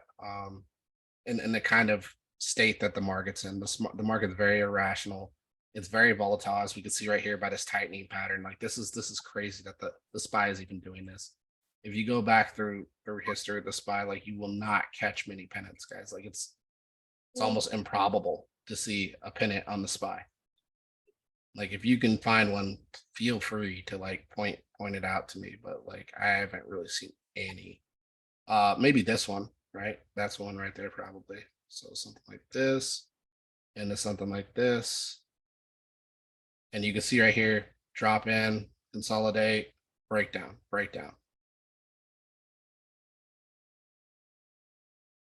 And I'm trying to look for an upward moving pennant too, just so I can show you kind of both scenarios. Maybe this one. It's kind of steep, but something like this. Into something like this. That's not really, that's not really a pennant. I don't really like the way that looks. Yeah, I don't really see an upward moving pennant, but there are upwards ones too. It's basically just where price is moving in a direction, pennants in the middle, and then continuation. And then so on and so forth. Maybe this one. Right here. That one looks pretty alright. It's kind of smaller, but before it played out. You got the move in from the bottom. You got the high, low, high, low, high, low tightening, boom, breakout, but then you get the breakdown directly after. So that's the other thing too, is see how this played out right here. So that's how I would expect this to play out right here. So see how it came up, hit this point, and just started rip, rip, rip, rip, rip to the downside. I would expect us to do the same thing here. Come down, hit this liquidity and start rip, rip, rip, rip, rip, rip back up to recover. And then start trying to consolidate at a certain point to move back out. That would be my expectations of the move. Very similar, right? And it's the same thing we did over here.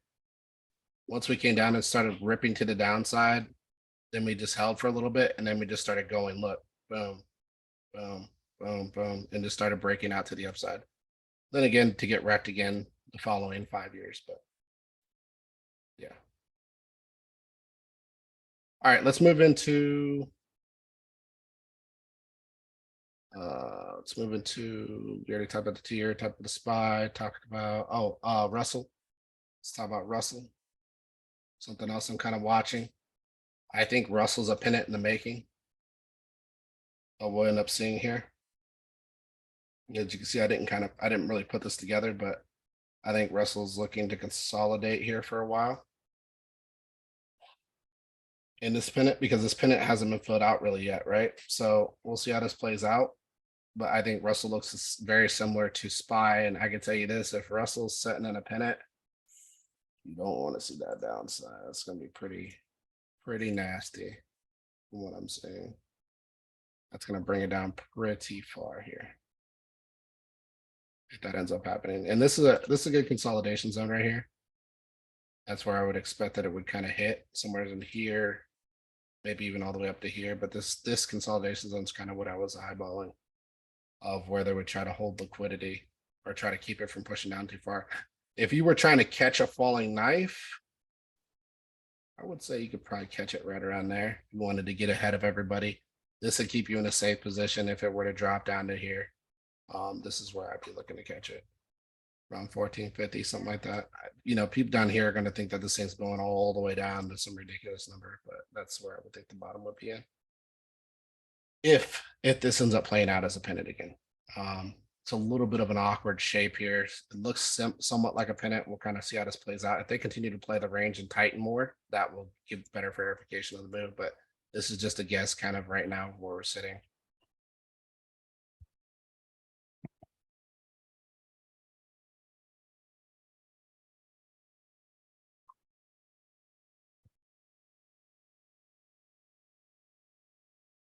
All right, let's look at the NDX. NASDAQ 100. A lot of people keep talking about it. What do you guys see right there with the NASDAQ?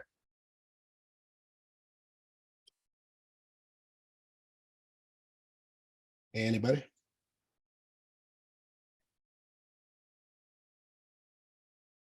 You guys hear me?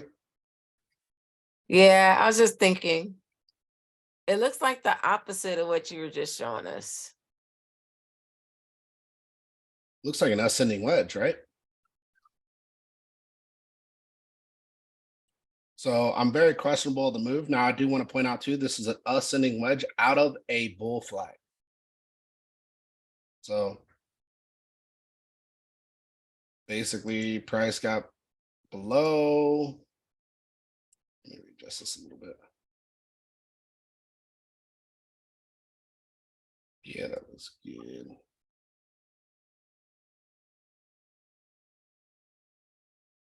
I think it's more like that. I don't really like the way that veers. Let me look at a daily. So we can get a cleaner look on this. I like the bounce here, but I don't really like the way it came through here. We'll just do trend lines, it's fine. We'll go with this. So that was basically your ceiling, right? And if we're to go with that as your ceiling. And we were to go with. This is your floor. Price looked like it was going to come down, right? You got a broadening wedge essentially. And then it started to find support and then broke out of the move. The part I didn't like is they didn't come back to retest trend. But now they're kind of moving in this upward momentum. So what this tells me is not, burn, everything's going down, yada, yada. Is this ascending eventually will break down? And what I think is going to happen is we're going to get that retest. I'm talking about to the trend, right? So expectations probably right back to the lows for NASDAQ. I think that's the realistic scenario for this. As far as strength goes and the way it looks, I can't really see us going much deeper unless we match the SPY, which NASDAQ just really isn't in that position to do that because it's not a pennant. So I'm not even going to try and BS this thing and say it is. Is it overbought by stochastic standpoint? Sure, and it's curling too at the same time, which is kind of confirming my ascending wedge here. And we're just sitting above the 50. So really the reality is we could break down and consolidate the 50 and maybe stay bullish. Or we break the 50 and start breaking to the downside, hit the 30 down here, probably about the same time we hit this trend right here. This will be like the solidified low, right? If we were to take this from a high to a low standpoint, as far as the charts go, I would say your support is sitting around here where I had this blue line, and your high is actually sitting all the way up here on NASDAQ. So does it mean price will get there now? Not necessarily based on the ascending wedge, but if it does break out, this is kind of the zone where I'd be looking to actually probably a little bit lower based on this high. This is where I'd be looking to TP if I were in NASDAQ to the upside. I think NASDAQ's going to come down significantly. It's got a little bit of room to play to the upside, but the reality is I think this thing's done. Possible double top here. And the other thing that plays this out too, and I want you to understand this, is you got the drop here, you got the move up, you got the move down, and then you got basically the move up. This is a W. This is a W. It's not a I know it broke down here and came back up. This is straight up a W, guys. A W is bullish. Doesn't mean it lasts forever.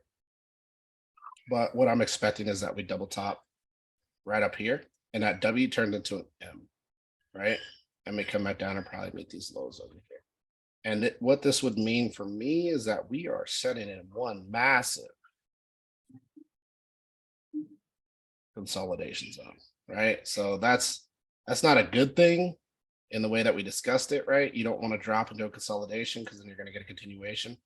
But hopefully they can break out of this to the upside to keep this thing from collapsing any further. Otherwise, you're looking at the measured move at the low.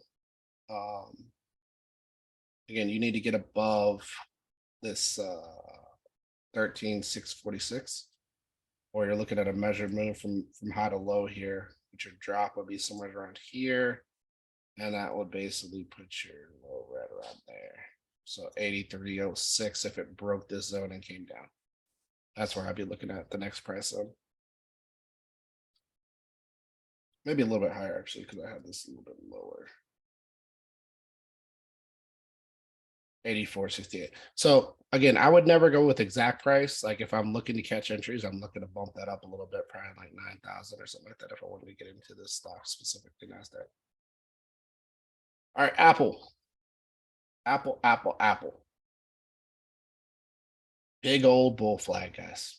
Not gonna bullshit, not gonna try and tell you guys some BS.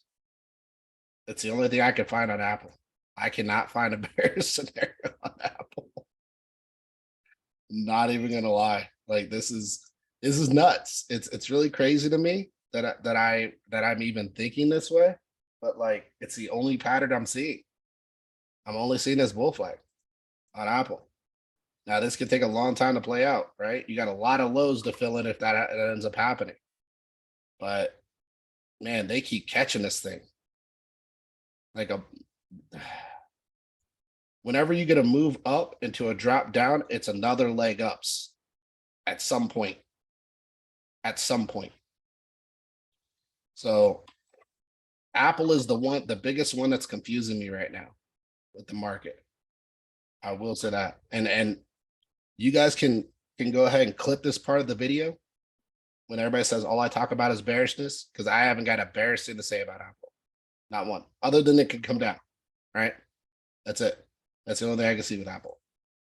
When I look at RSI, it's nothing too crazy. We also have a bullish div, right? You have a bullish div. Market's playing on that to the upside. That's a down momentum into an up momentum. RSI strength into price drop. Whenever you see a bullish div, take it. Always take it. Like the odds on that is a high beta play. You're always going to get really good entries on the bullish divs. Yeah, I mean, the only thing I've really seen on a bigger time frame is this right here, right? And that is what we call a nice big round top. Now, if Apple breaks this low, it invalidates the bullish channel right here, right? The bull flag. It then means that Apple will trade significantly lower. But until that happens, I'm not even going to mention it because it's pointless. Right now, it's bullish. That's just what it is. So I would not be buying here. If you're looking to get into Apple, I'd be doing it on the bottom of the channel.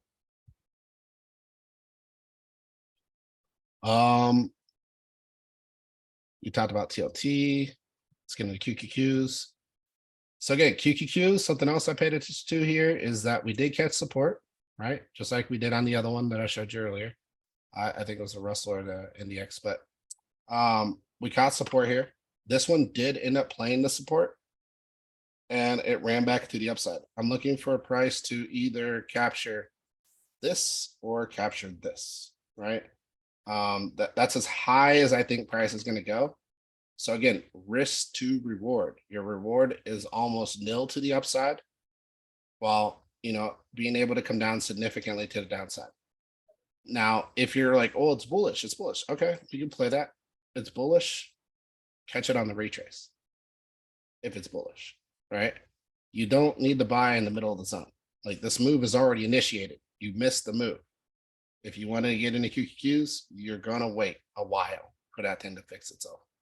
So, or at least retrace. So be careful, QQQs. Wouldn't be too aggressive on these buys right now. Just kind of avoiding that for the moment. ARK, bull flag, which is now breaking out.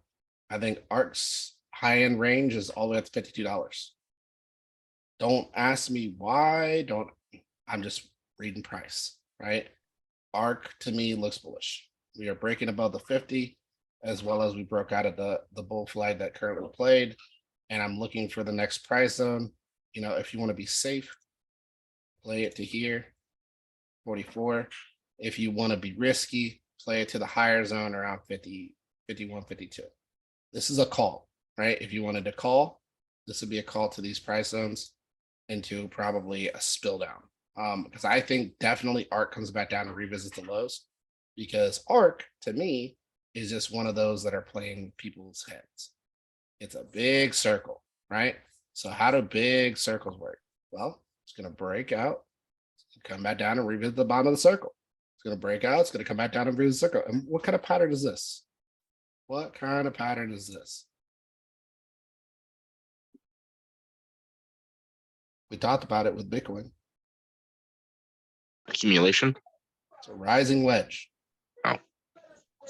You catch a rising wedge, you don't buy the tops of the rising wedge. You buy the bottoms. Recording in So just wait for price to come back down. It'll probably retest the lows anywhere from like 35, 36 to like 30. I'm not worried about buying ARK though. I think ARK has a lot of garbage. Not interested. But if you like it, that is the play for it. That's the beta play. Hey, Will, earlier you said that flags usually finish themselves out, finish the move. What does the move consist of?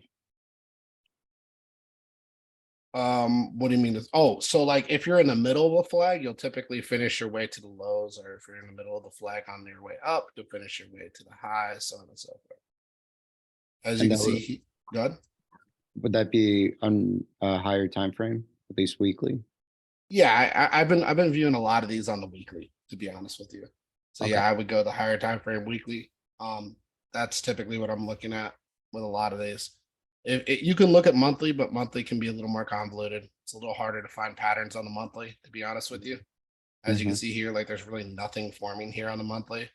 Yeah. Up here, it was very difficult to see anything, but if you saw it up here at the highs, you saw that you had your downtrend into your consolidation pennant, your pennant, and look what your pennant did here. Yep. That pennant absolutely demolished ARC. Where did ARC bounce? Off of its 3 tick lows. Do you want to know what looks like this stock?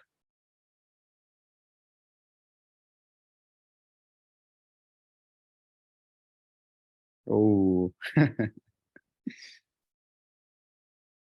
I mean, 1, 2, 3 tick lows. Damn. I'm just saying. Can you guys see it? yeah, but we'll manipulate before that fills out. I don't think it happens. I'm just saying, like, the charts are very, very similar. Yeah. That's all I'm saying. They look almost identical. Here's your COVID pullback. But SPY's 3-week lows are down here by its COVID pullback. That's a long drop. Same drop into a pennant. Look, same drop into a pennant. The same. And what's the difference between the pennant and the tightening? Was it consolidation? So the pennant is a tightening pattern. Tightening pattern means explosive move, Mm-hmm. right? A consolidation zone between two areas like the TLT means healthy. So you got even buying and even selling. That's why you consolidate a zone. Whenever you have even buying and even selling, you're usually Right. looking to move into the next zone to build liquidity again. Continuation. I remember seeing one. Well, I guess I'll just have to look it up. There was an example that you said that this isn't a pennant, even though it kind of looked like it. Even though it did look like it. What, this one? No, it was a. Oh, maybe oh it yeah, was- another chart maybe it pattern that you was- threw up. Yeah, I remember that. But yeah, so again, if you see this, this is a healthy move. This means that it's something that you should keep an eye on. It's something you should consider. I'm not telling you guys to go buy 20-year bonds, like treasury bonds, right? I'm just telling you, like, this is the type of pattern you want to look for in a healthy market. When you're looking at an unhealthy market, you're looking at these type of moves, like this pennant, as you can see exactly how that played out for ARC.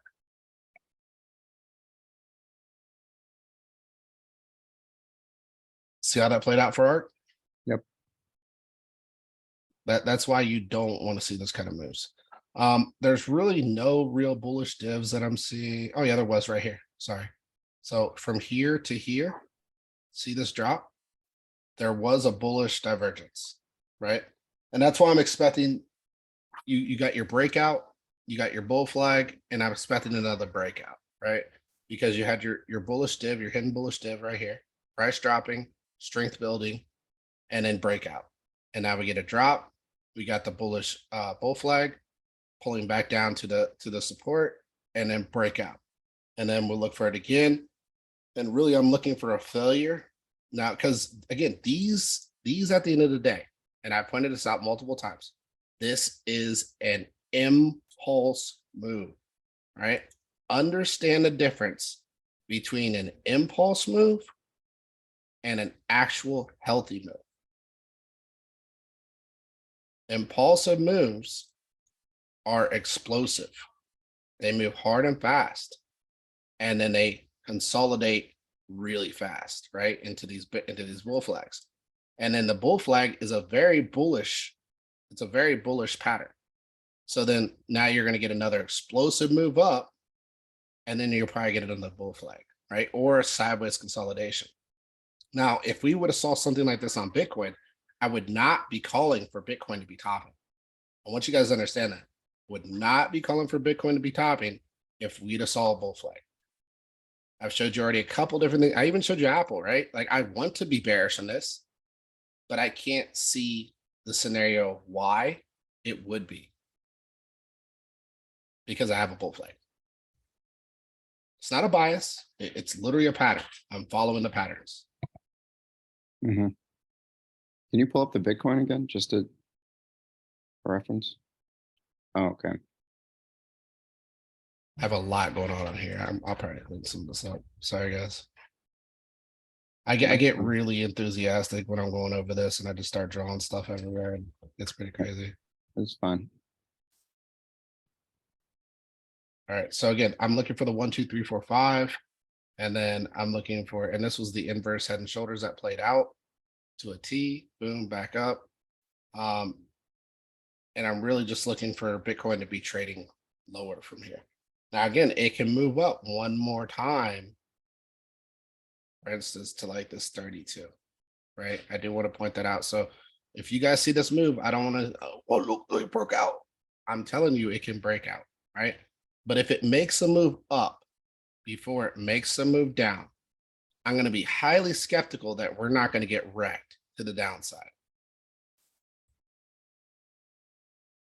Because you're creating momentum. Think of it like you jumped in the air, and you somehow jumped a second time with nothing to push off. There's no liquidity that they're using to move it up. Exactly. There's no liquidity. You can't push any higher. There's too many people in profit up here and not enough profit taking. That's the imbalance. That imbalance creates a massive imbalance that pushes you really deep. If you want a healthy market, you want this pullback to happen, just like this pullback happened. Same thing, right? You want this pullback to happen. There is no up only. Look, I am completely on board with a bullish thesis after the halving. Where else am I on board with a bullish thesis? Above 40K. And somebody would be like, well, that's too high. That's where it's at. That's where the bullish thesis is at. It's at 40K. If you can get above that, hey, I'm all for you calling bull. All for it. But if you can't get above that, no way. Not on. If we look here, let me clear this out real quick. And we just look at the trend. Same thing as what I showed you guys before. Look at the daily. What are we seeing there?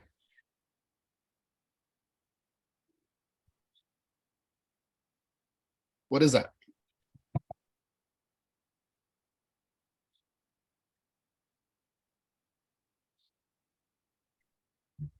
Is price getting above this position?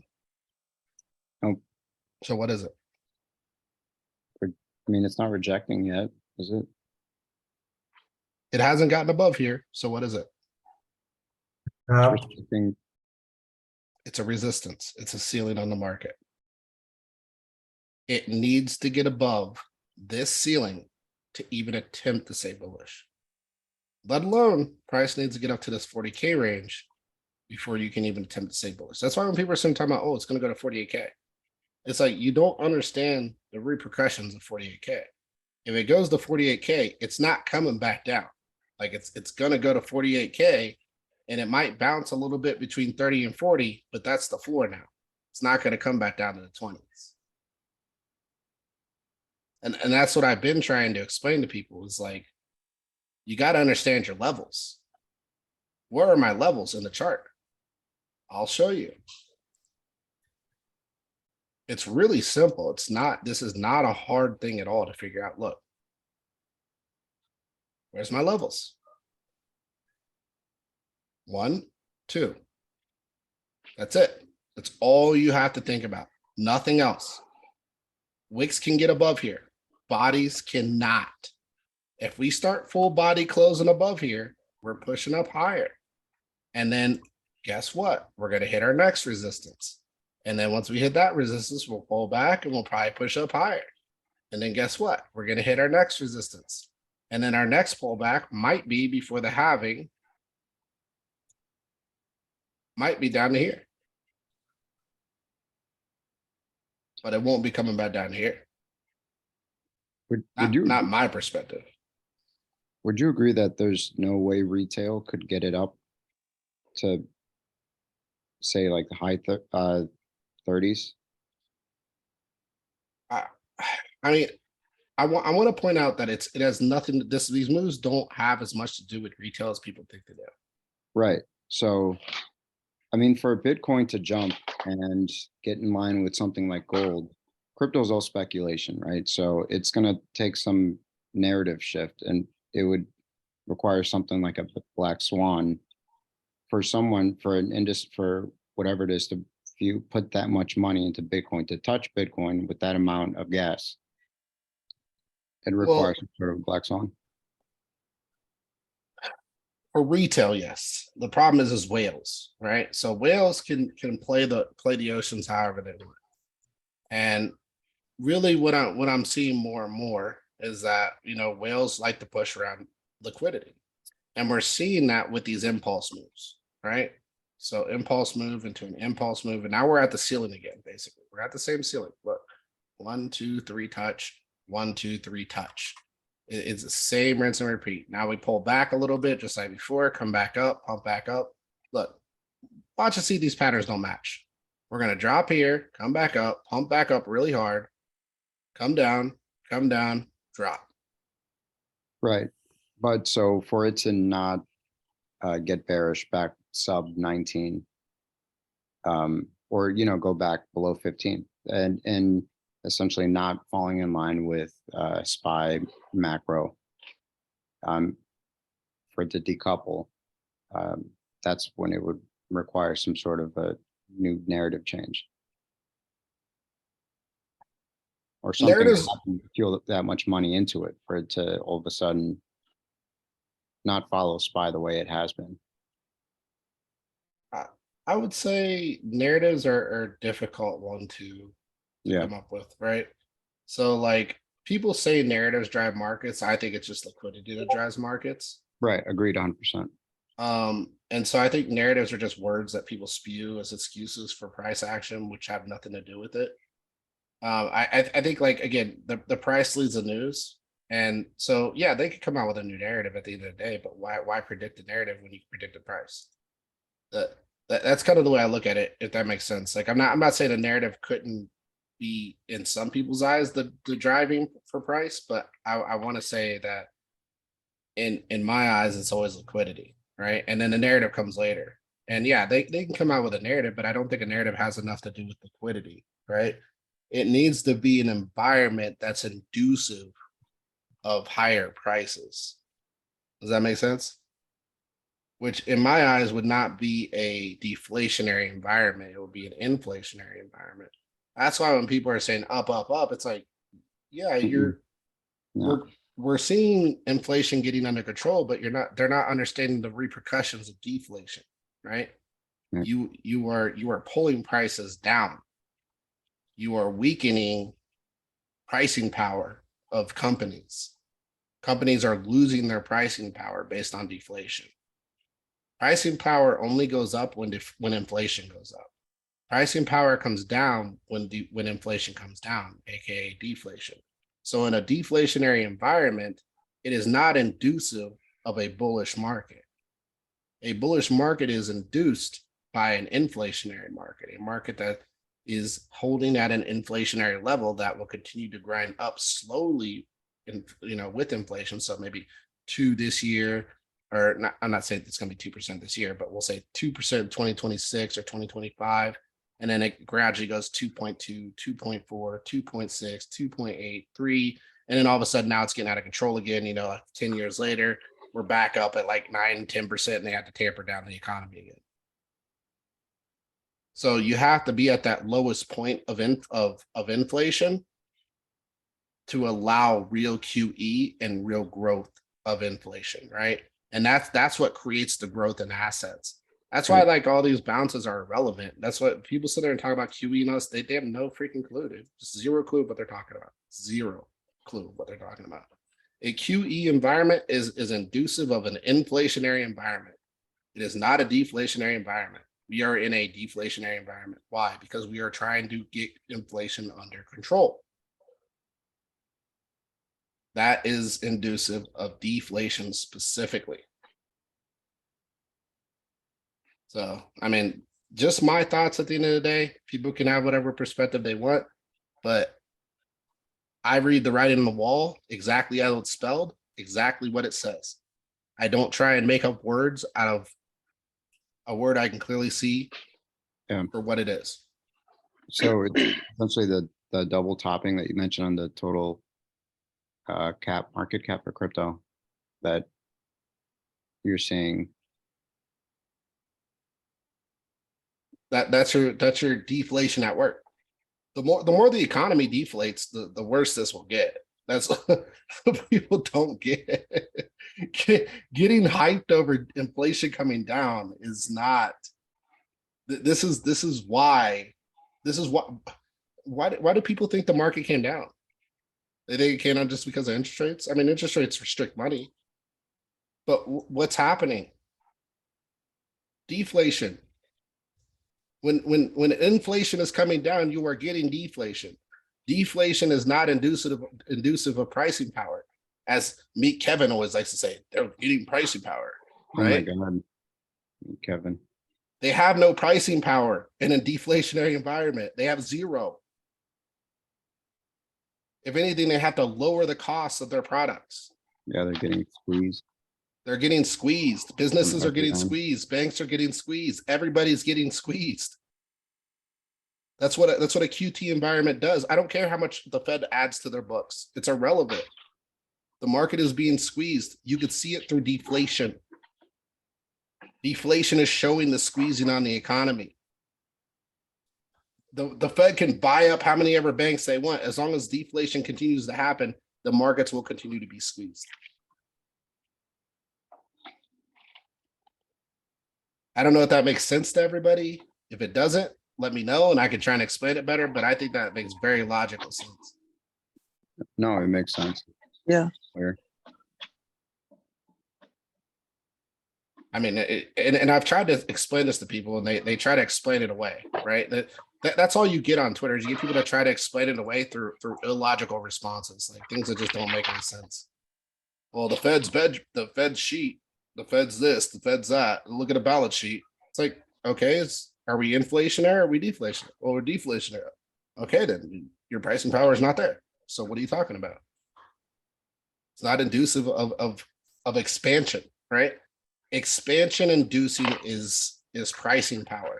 It means businesses can charge what they want and you'll pay it. That's pricing power. Right. Yeah, Meet Kev. I don't follow Twitter too much anymore. But folks like Meet Kevin, it's just gotten a lot harder to follow. I'll still watch his videos, but it's all clickbait now. It went from realistic information to like clickbait because we're bulls now. Yeah. You know, everything's like negative on the cover, and then this is why everything's bullish. And it's like, dude, you're just not giving realistic answers now. Now you're just talking about Cloud9 stuff all over. It almost feels like when we were up here. He turned in the into market. Alex, man. He's just, the clout got to him, and this is just human. I mean, it I gets to a remember lot you of were people. telling us about him a while ago, and like he was pretty reputable, but now I don't know. I think he's losing a lot of subs, to be honest with you. The only people he's baiting in are the crowd that, oh my God, I got $1,000. I'm gonna go and not say anything bad about people that have $1,000, but I'm gonna go and get to Meet Kevin. He's gonna make me a millionaire, right? And it's like he's not being honest about these things. He knows the environment's shaky in a sense, and that's the biggest thing that a lot of people got to understand. Like everybody knows the environment's shaky. It's not the type of environment where you should just YOLO into the market. It's really not. At least not in the way that he says, like, oh, you should go all in on Tesla, or all in on this. If you want to YOLO into the market, you have to do it from a perspective of, that makes sense. Like, some bonds, some stocks, a little bit of crypto if you want. Like, you can YOLO, but you need to spread that out in a way that will protect your capital in case things end up turning to the downside. I'd be interested in Lynn Alden's take. She was on this one YouTube channel, and she mentioned Bitcoin. Just the fact that she mentioned it sounded pretty bullish. Well, her tone of voice was somewhat like positive, Be Yeah, interesting if it lines up. I believe I saw some stuff from her earlier today. From I sent a Lynn. video in one of the channels on your Discord. Yeah, she's very bullish on Bitcoin. She's been very bullish on Bitcoin. I don't know, man. Like, I get her take on macro. Like, I understand it. And did we just disconnect? Yeah, Oh, okay. Let me. So what I was saying is that I agree with some of it, but I also disagree with some of it. Like, I think her overall take is good, as I do with a lot of things. I just think that she's overly bullish on Bitcoin. Again, I'm not saying that Bitcoin can't do exponentials. I 100% think it can, but I'm trying to think of a way to say this without coming off in a way that can sound demeaning towards crypto, but like, all these assets are a get in, get out situation. I don't know how to explain it better, but yeah, they're nonsense. they're nonsense, right? Like, and I know that will take some people off from me saying that, but like, they have liquidity, so I will play them. Right. I don't care if it's rocks. I don't care if it's you're out there trading shoes for millions of dollars. Like, I will trade it if it has liquidity. And Stocks are as well, right? yeah, Look at Apple stocks are today. the same thing. Like, you don't own nothing with a stock. Like, Yeah. are crazy. Like, you're gonna own like 10%. What are you gonna go in and tell them what to do with their company? Good luck. Yeah. It's not gonna happen. I would say one thing I learned from one of our old coaches is that, like, the amount of money that's in crypto is very small compared to Yep. like other. So it's like, as much as we love crypto, that's not really where the money's at. I mean, it's like it moves fast, but like Forex, like the money is really over there. It is primarily over there, but exactly like what you said, it moves fast, right? You just got to catch it and you got to get out. That's all it is. You can make more in crypto if you know when to get out. That's the trick, right? And if you got out near the tops, you wouldn't be worried about 40K as your confirmation to get back in. But I understand that not everybody got out the tops. And I understand that, some people got out mid-range, some people got out near the lows. So they're hoping to get back in and get back into their positions. But that's not what this game's about. It's not about playing catch up with Bitcoin. It's about making money, right? So when it comes down to making money, I'm trying to get in. I'm trying to buy some pretty dirty stuff when it comes to crypto, and I'm trying to get out. 30. I mean, I'm just being. Oh man, it followed that chin to a T. Yeesh.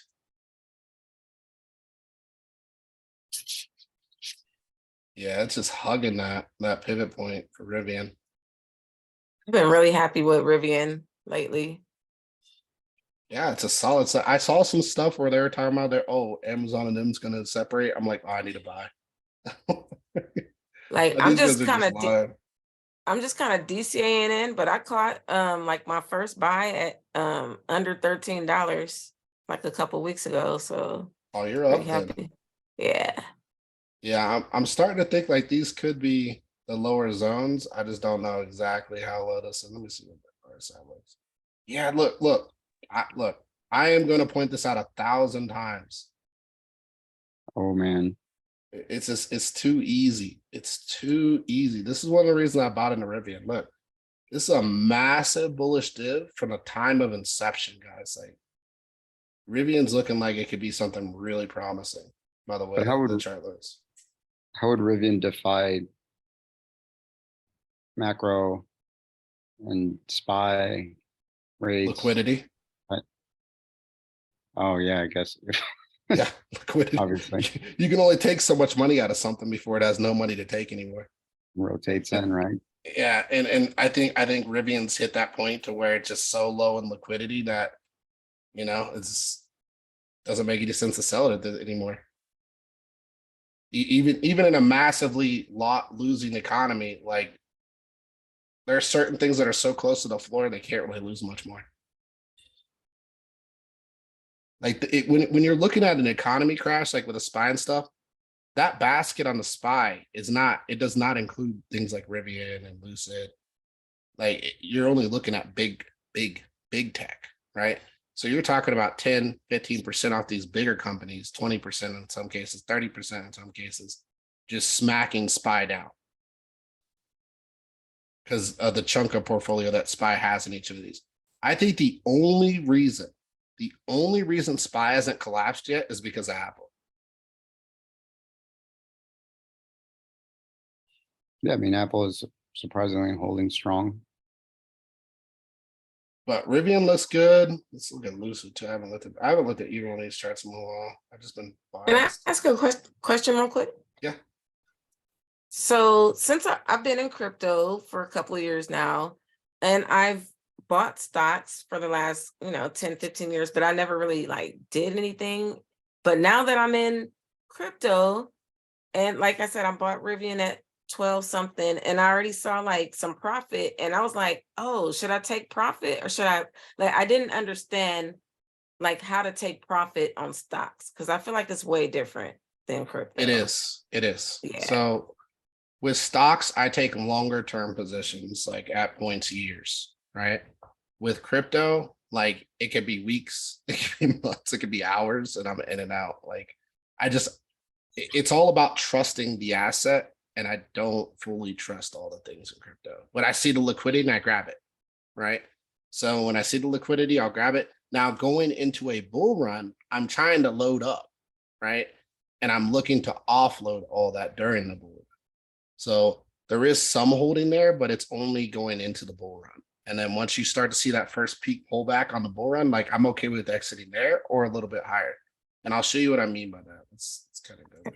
So I shouldn't really be bothering trying to take profits. Like if I'm just now starting to DCA, and I shouldn't really bother until like a bull run, kind of, for stocks. Yeah, I mean, yeah. For stocks, like I said, like it depends on the company. Like for instance, like Lucid, Rivian, these are both small cap companies. Like I'm in these for the long haul, in a sense. I'll put it that way. So like good 5-10 years, I'll probably start looking at profit taking on these. If they see some significant move, like what basically, here, I'll give you an example. And I always have my limitations to everything, right? Like I will take profit at certain points, and I'll show you what that would look like. Tesla, I got in before pretty much the first split. So when you see stuff like this, and then you see a COVID crash like this come back down to hold support and then go up, and Tesla goes from here to 1,600%, I'm selling. It doesn't matter. Like I got out up here in Tesla. I did not care at all. And then after that, I took some of that money and flipped it into shorts, because you could see very easily on Tesla, the high was in. And you could take it a little bit lower here, and you basically got a 1, 2, 3 tap. Not only was the high in, you had an ABC move here, which is basically A into a B into a C. That's your higher move wave high. And then you get the lower high here. So you're starting to fail, right? You're starting to see that failure. So once you start to see that failure, you just take your short positions from there. And I just basically leveled down. And I was like, all right, where are my levels at? So I took my liquidity levels. I took them from right in here at support. which is the high of this. Because remember, I always tell you on top, if it's going to stay true, if it goes in, it'll go to the next level. So I set my highs and I started to look to get in and get out. And this is why I picked my move from 308, I believe we were at the time, somewhere's in here, about 308, and said it was going all the way down here to 126. Now, keep in mind, when you look at 126, that's your support here. That's what I was looking for this to hold. It basically shot through my zone, pulled back up, and bounced and U-turned, right? So Tesla overall, hey, I caught it in both directions. But I'm thinking this is definitely going to run back down. I never thought for a second that this thing was going to come back up again and trying to retest the high. Tesla has a ceiling up here, following the trend right here. It's going to hit that ceiling and reject back down. You got a gap at 140. You got a gap all the way down here at $79, $80. Look, you got a weekly gap sitting right in here. Like, and I know some of you may or may not understand gaps, but this is telling me that Tesla's coming back to here for sure. And then you got another gap right down in here. Now, these gaps are more indicative of the daily, whereas this is actually the weekly gap. So this is the more likely gap to be filled over all of these. Weekly gaps are massive. So I'm fully expecting, hey, $75, $80 Tesla. So if I'm expecting $75, $80 Tesla, where do I think SPY trades? I don't think it trades higher. No, it's dropping too. So I wonder, like, how many people already have like orders filled in those gaps? I mean, I'm sure you could see it, but Oh, dude, I guarantee, like, I haven't got the books open, but I guarantee you, because it's on TD Ameritrade, you can look at the books. Guarantee you there are tons of fills sitting in that gap. And Mr. Market Maker, the big money mover, sees the liquidity. So keep that in mind too. Now, so he's gonna try to avoid that gap or what? well, he's avoiding the market maker is avoiding it for now. But I think ultimately the goal is here is to come back to it later. When nobody's looking. When nobody's looking. We'll drop gotta this get- NASDAQ. and You keep got to it get deep. people long before you can go short. Think about it. The indicators also Yeah, look at the stochastic. rising. It's basically sitting here at the highs, telling you it's high. You got the RSI. RSI is following through. RSI hits here if we hit here. That's overbought. Lots of indication to support my thesis on indicators, let alone all this stuff, right? So I'm not too worried about it. I just and again, I'm charting more than just one thing, guys. Like that's when I start to see the same belly over on all these stocks at the same time, it's like it's very indicative that I need to be very cautious.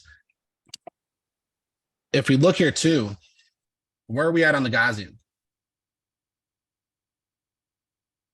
We're under it. We're testing it. Testing it does not mean breakout. This could very well just fail and fall back down again. And that's what I'm anticipating from Tesla. I'm anticipating for it to come up, do its thing, fall below, test, and come back down.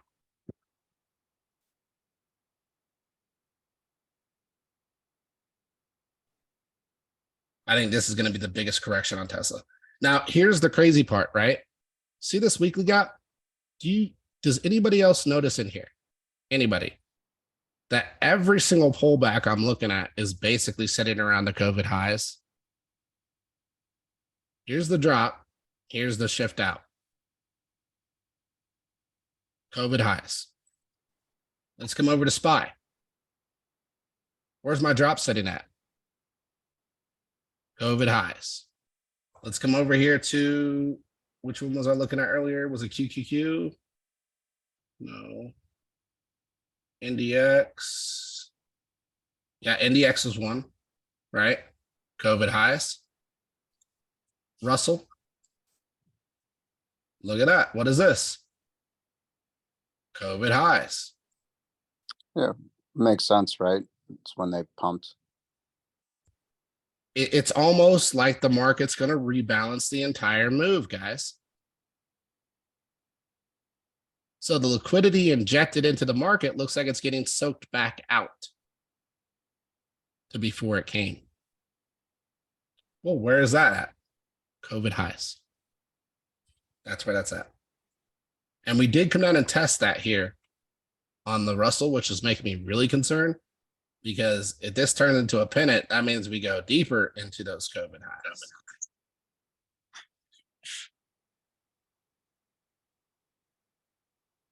That's interesting. It's like telling a whole story. Yeah, and it's And it- multiple charts too. Yeah. It's interesting. Like they injected a lot of money into the system or whatever. We gobbled it all up. We used it. We got what we wanted. And now they turn the tables on us. And now we're not desperate yet, but we're getting desperate. So now we're gonna start pinching pennies and stuff. Mm-hmm. And then that Interesting. pricing power gets lost by the businesses and all that money gets soaked up back by the government. How does it get soaked up by the government? Well, government bailouts. What happens when you get a government bailout that's a loan? And I've explained this many times to people on Twitter who just goes right over their head. You get a loan, you don't pay it back. The government liquidates you. Whoever they sell you to pays the loan that was owed to the government. And then guess what? Government That balance that they picked up for your loan gets paid off, and that balance comes off of the Fed's balance sheet. Wait, They're not- say that again. Like they paid like they paid something off. If the government gives you a loan, you don't pay the loan, the government will liquidate you. As in sell all your assets, sell anything you own, business, like if let's say you're a bank, right? You have 25 banking centers. The banking centers are worth a total of like, I don't know, 200 million or whatever in assets as far as real estate. You got maybe a couple million of furniture, so on and so forth. You got a bunch of money sitting on the side, so on and so forth. Let's say you don't pay your loan, you default. There's a lot of rumors going around from people who don't know what they're talking about, sitting there stating that, oh, well, the government will let you default and that money will remain on their books, which means it's free flowing liquidity. No, that is not how it works. You don't pay your loan. The government basically liquidates your business, as in sells all your assets for how much ever they can get out of it.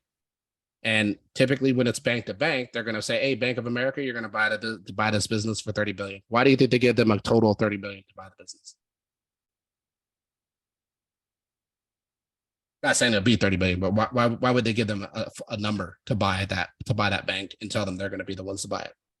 Because that's all the money they need left to like clear the balance. Like they don't want That's more. the They just wanna money get rid they of it. need to clear the balance on the sheets.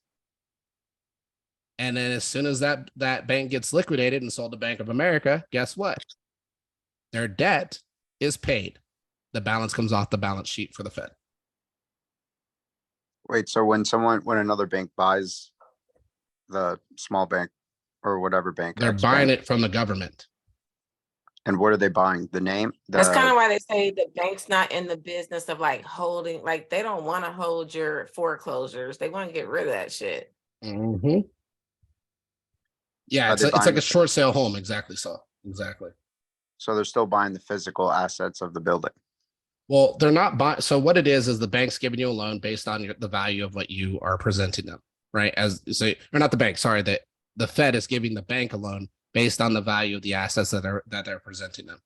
If the bank fails to pay that bank will then get sold to another bank, and that bank name will go away. So Bank of America will gain 20 more branches worth an estimated amount of X amount of money, and the balance sheet will be paid off. There may be some losses, right? Maybe the Fed has to gobble up a couple billion of like the 30 billion they loan out or whatever. Not saying they loan 30 billion, but I'm just giving figures.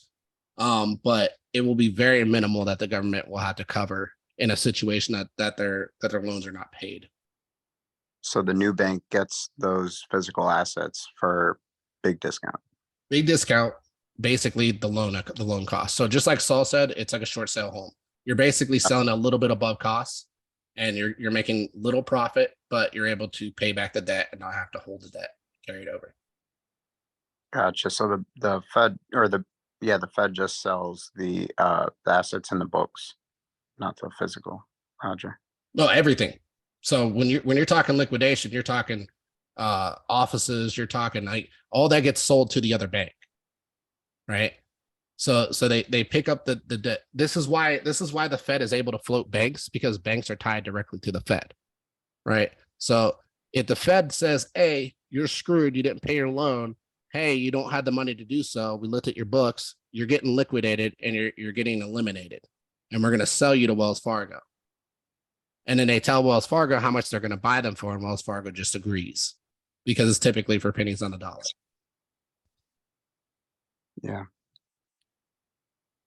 And then the balance gets cleared on the Fed side, and Wells Fargo gets more power, basically.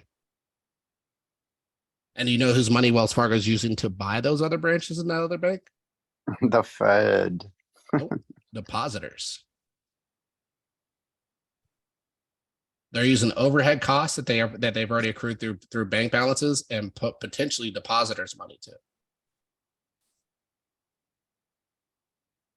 So there's a lot that goes on there. So the Fed only circulates the loan once.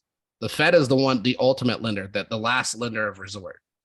So when you look at a last lender of resort, that lender basically just does not give a shit about that bank. They don't care any asset. And Saul, you probably understand this too. Like even if you own a house or whatever, they don't care about the full value of the house. They just want the loan amount. They want the loan amount with a little bit of profit. It's a short sale. It's basically what they're doing with the banks. If the banks don't fulfill their loan agreement. Again, 1-year loans. This is why like people like keep on spewing out shit that they have no clue what they're talking about when they're sitting there talking about it. It's like I literally sent them, like the people that said, well, they could just default and it stays on their books and does QE. It's not how it works. It's just not how it works. A loan is a loan. It's a loan. It's not well, go ahead and default. It's fine. Well, go ahead and continue banking even though you had all these issues with your bank. Doesn't work like that.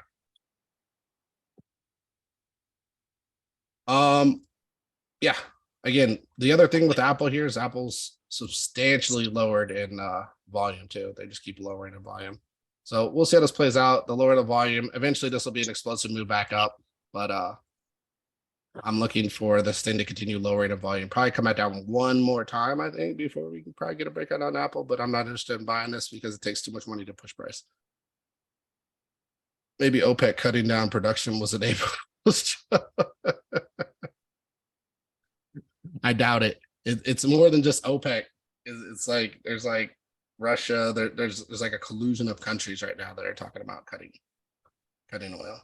Could be April's fools. You never know. But I've gotten a lot of that information from pretty reputable sources. Yeah, that's the other thing I want to touch base on too. A lot of people haven't talked about this with oil. So one of the issues with oil right now is that if we do start getting cutbacks on oil, it's going to start raising prices on oil. And the issue with oil, the biggest issue is the US oil. What specifically am I talking about with the US oil?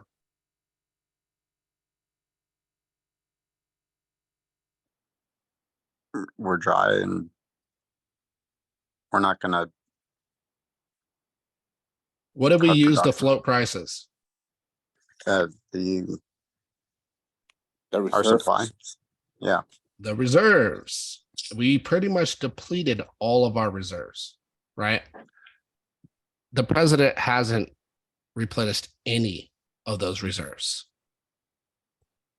So because he hasn't replenished any, if we end up in a situation that could look a little dicey, we're going to have to buy oil. And if we're getting a short squeeze on oil and the US has to buy oil, who do you think pays the most on oil? We do. We forgot. So I just want you to keep that in the back of your head. Okay. keep that in the back of your head. We could end up in a short squeeze situation if this thing ends up playing out the way that I think that they're intending for it to. So it's a little bit cautionary, a little bit scary, but we'll see what happens there. Because if we get oil ramping back up in price, I don't see inflation coming back, but I do see inflation doing what? Sticky. Going sideways. Going sideways and not down. And no, there ain't no way. way in hell, in my opinion, that the Fed's gonna be like, oh, we're just gonna stay at 4% now. Nope. They can't push it down if oil costs go up. Yep, exactly. It's gonna create sticky inflation if that ends up happening. So just keep that in the back of your heads. Keep watching oil, natural gas, US oil, so on and so forth. But I could definitely see price moving on that. And I know Aaron mentioned that it's old news, but I think it's just not well circulated news yet. I think it's just now starting to hit people's feeds and so on and so forth, and could end up creating a pretty decent short squeeze on oil. Let's see what I got here. I know I have US oil somewhere. I will just pull it up. US oil.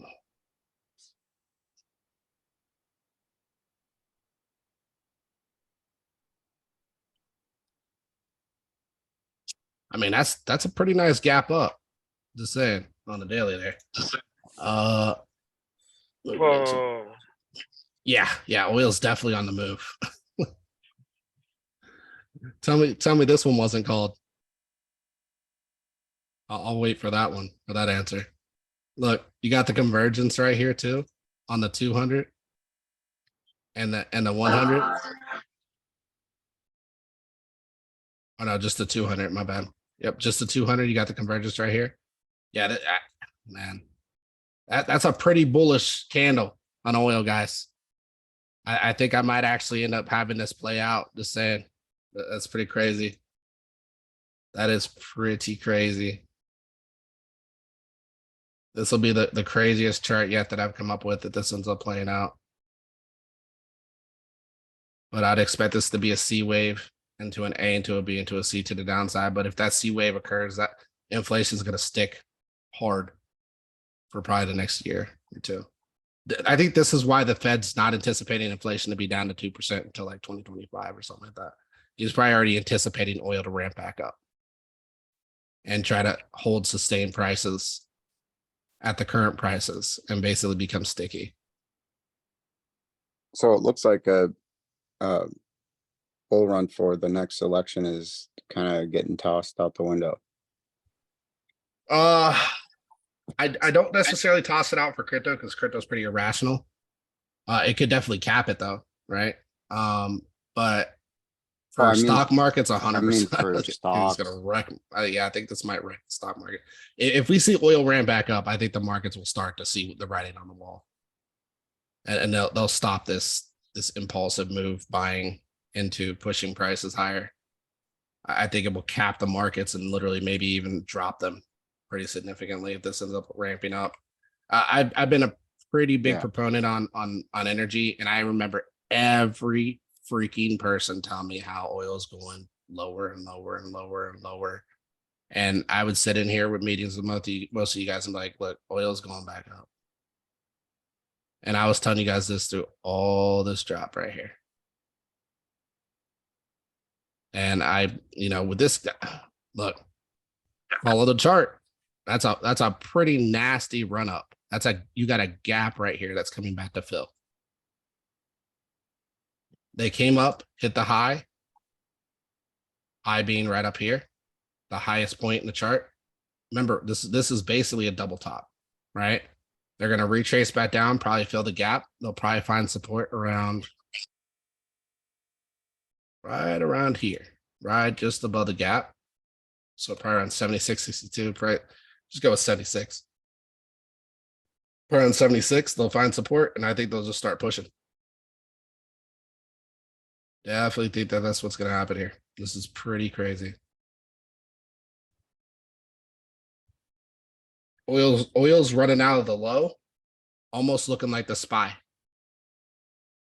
across the top here. If you were to take the SPY on a higher time frame. Let me just get rid of some of this stuff real quick. Because I want to show you guys this too. I think a lot of people ignore this. I think it's pretty obvious. If you put SPY on the monthly.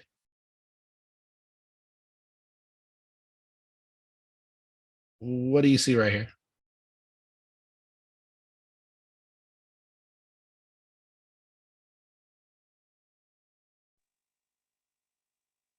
Pennant. Well, it's not even a pin on a monthly. On the monthly, Keep hitting resistance. it's just banging its head on resistance. And it's not even testing the high resistance. It's trying to get through this low resistance. And this was the problem I was talking about that I had with this, right? The problem I have with this is like, look, and this is something I discussed.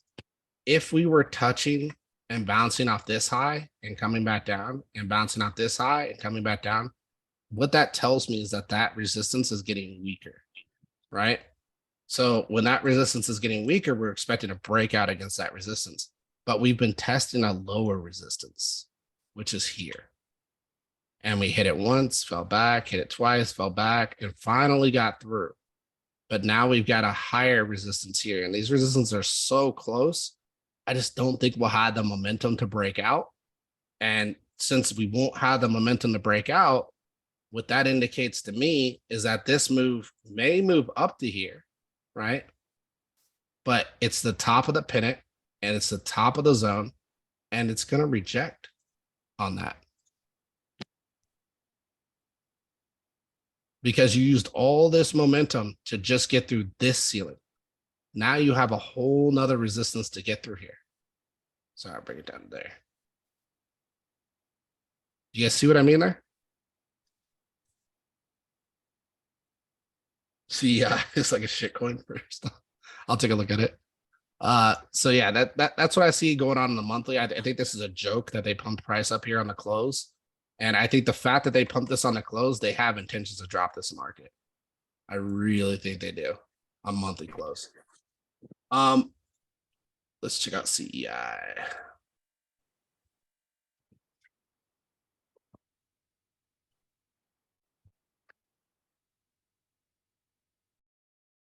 Oh my gosh, the thing literally died.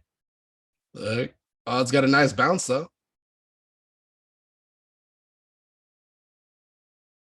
Let's see what the RSI looks like. Man, I mean, that looks like it might actually have hit a bottom, man. That's pretty crazy. This thing came across, broke trend, came down. That's a nice looking candle. Yeah, I can see what you mean by shitcoin. This might actually be a play though. You basically got a deviation low. So what that means is like you had a floor, price deviated below it, and now it's coming back up to retest. If this deviation breaks above trend here, I would expect it to come back up, test the highs, come back down, and this thing could turn bullish if it can get back above the deviation, right?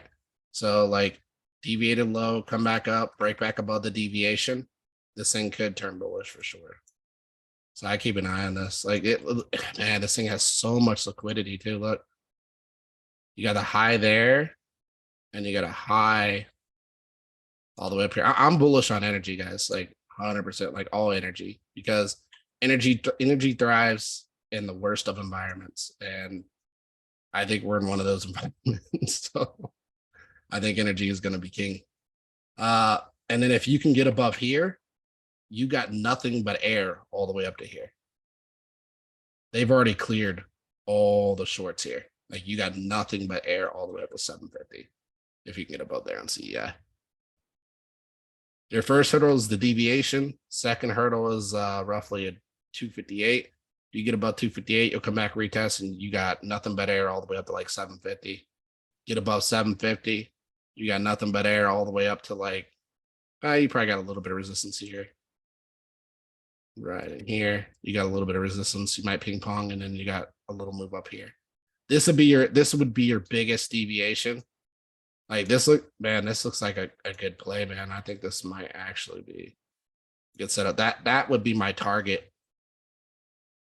But I would obviously take it level by level, but that would be my target where I wouldn't, kind of be questionable about staying into the stock or even trading it. Cause like this would be the biggest rejection where price could really come down if this thing ends up really bearish. You got a long swing of just no price action, big buy up into a big drop, long swing. And then this will basically be the imbalance move will be at least to here, right? The 750. This looks like a good play. I might actually get into this one. I like this setup. I'll have to look into this one more. Canberra Energy. It's interesting.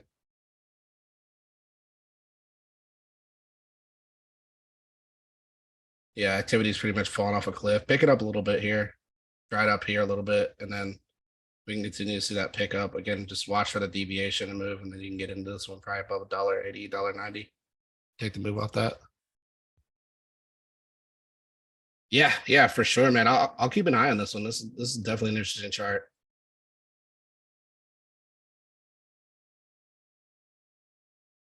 But yeah, that's where we are at, guys. Do you guys have any questions or anything like that? We're like 3 hours, 20 minutes. Could just clarify for me again, the total market cap for crypto, what you were seeing as far as the double top, and it's going to go. So it's actually it's an inverse Head and Shoulders. Okay. But it's based on a double top, obviously, right? So you got the double top move here, and it's almost a perfect one, just like Bitcoin, right? Just like Bitcoin. You got a perfect double top move, and I'm looking for a deviation or a shift back down. A deviation would be up, sorry. I'm looking for a shift back down into the look, if you want to be extra safe, go with 920 billion, right? 920 billion. It'll more than likely get into the 887, but that'll probably be at like maximum pain drawdown, right? I don't know where that price would be, but that would be maximum price pain drawdown. So I'd be sitting around like 920 billion and then start looking for entries around that position, because I think this inverse Head and Shoulders plays out on total. I really do. And again, it feels weird saying that against crypto, against stock markets, because stock markets look very bearish to me, but crypto looks like it's rounding out nicely. I'm not even going to like BS about this. So I would definitely keep an eye on this, because more than likely this will happen when you're not looking, and it's not going to happen in a wick, right? You're going to be so bored through the summer. You're going out on vacation. You're not looking at charts. And then this thing's doing this, right? And then it starts building back out. You hear the excitement, but by the time you hear the excitement, you're all the way up here. Right. So just stay tuned to the charts. Okay. Do not look. You don't have to look at them every day. You don't have to trade every day. Just take a glance, see where total's at for crypto, if you're interested in crypto, and kind of see where you're at here. If we break above here, it invalidates my inverse Head and Shoulders, which is not good in my eyes. But we could be looking at substantial, decent upside to the lows of here, all the way up to here. But ultimately, I would think that would veer back down if that happened, right? If it invalidates this inverse Head and Shoulders, we could see the lows again. Nice. So those are kind of my two scenarios. This is my bullish thesis, which is a pullback now, which will completely wreck most assets in crypto, and to a build out, right? Going into the halving. Whereas if we break out, I think we revisit the lows before we go into the next bull cycle. Make sense? Cool. Yes, sir. And I will be posting this recording. So if you guys need to go back over it and like verify things I've said and stuff like that, I always post these. So that way you guys have a running track record of things I say. So you can't tell me, hey, you lied to us. And you got everything right there in front of you. I recorded these, I post them for you. I appreciate that, because my battery died about 2 hours in and I'm just back. You're good. Yeah, for sure. I'll have it up by more than likely tomorrow morning, hopefully. This thing's got to download, and then I got to upload to YouTube and all that stuff. But yeah, that's where we're at in the markets. If anybody has any questions, we can cover those real quick. We talked about a lot of assets, a lot of things, how they correlate and stuff, and kind of what I'm seeing. Do you have a max number of stocks that you will cap at for long term? I don't think so. I think be as diverse as you want when it comes to stocks. Right. Yeah. You can buy as much as you feel you're healthy with any stock. I would say you should never be, and not financial advice, I would never be, sorry, above like a 7% position on any individual stock, if that Mhm. makes sense. Yeah. So I Especially think not that's- individual. Yeah, exactly. So I think that like, I think probably Meet Kevin's probably like 50% into Tesla or something crazy. I would never do that with any stock company ever. Then you're completely relying on that company doing well. The only Yeah. way to have a well balanced portfolio is to have things in different sectors. Don't go all tech. Buy some energy, buy some tech, buy some safety, even buy some slow growth. Like all these things are protective. Insurance is always a great one too, right? You can buy an insurance; those are always profitable companies. I'm telling you, I Really? could show you some. I could show you some insurance that companies are just straight up, like never seen a pull down, nothing, like insane numbers. Wouldn't they be Um, doing bad right now? No, I mean insurance. Well, it depends on the insurance, right? It depends on the insurance. So what you're probably referring to is business insurance, like a business going out of business or getting sued or something so forth. Like Life insurance. life insurance. I mean, are people dying right now? I wouldn't say they are right now through COVID. They probably did. They probably did horrible through COVID. Which we saw that in the charts. But when it comes to like right now in life at the moment, I would say insurances are thriving really well. Why? Because most people that were at risk or had bad health issues probably died during COVID. And I'm not saying this at all to insult COVID people that died or anything like that. I'm just being realistic. Probably died during those periods. So now you have a much healthier society. So the likeliness of anybody dying right now, I think would be very unlikely from any scenario outside of like a crack, falling out of a window or getting hit by a car or something crazy, or just dying because of old age. So their risk right now after COVID, their risk went down significantly. And that's where I think it will remain unless we see another, pandemic or something like that, then that could obviously ramp that back up. That's always the risk with insurance is like you see a pandemic or anything, again, life insurance or health insurance. But typically health insurance thrives really well. Those type of companies, company insurance, a little more iffy, right? Investing in those because there's a lot where they can get sued for. It depends on, how high risk their business model is and so on and so forth. But that's what they pay for with the plan. So yeah. Any other questions? Daniel Moon brought up ICT. I don't know if you're familiar with him. ICT, let me check it out. It's I might be. he's a trader, and I always thought that Nick was. Oh, it's a trader. That's looking to stop. Good.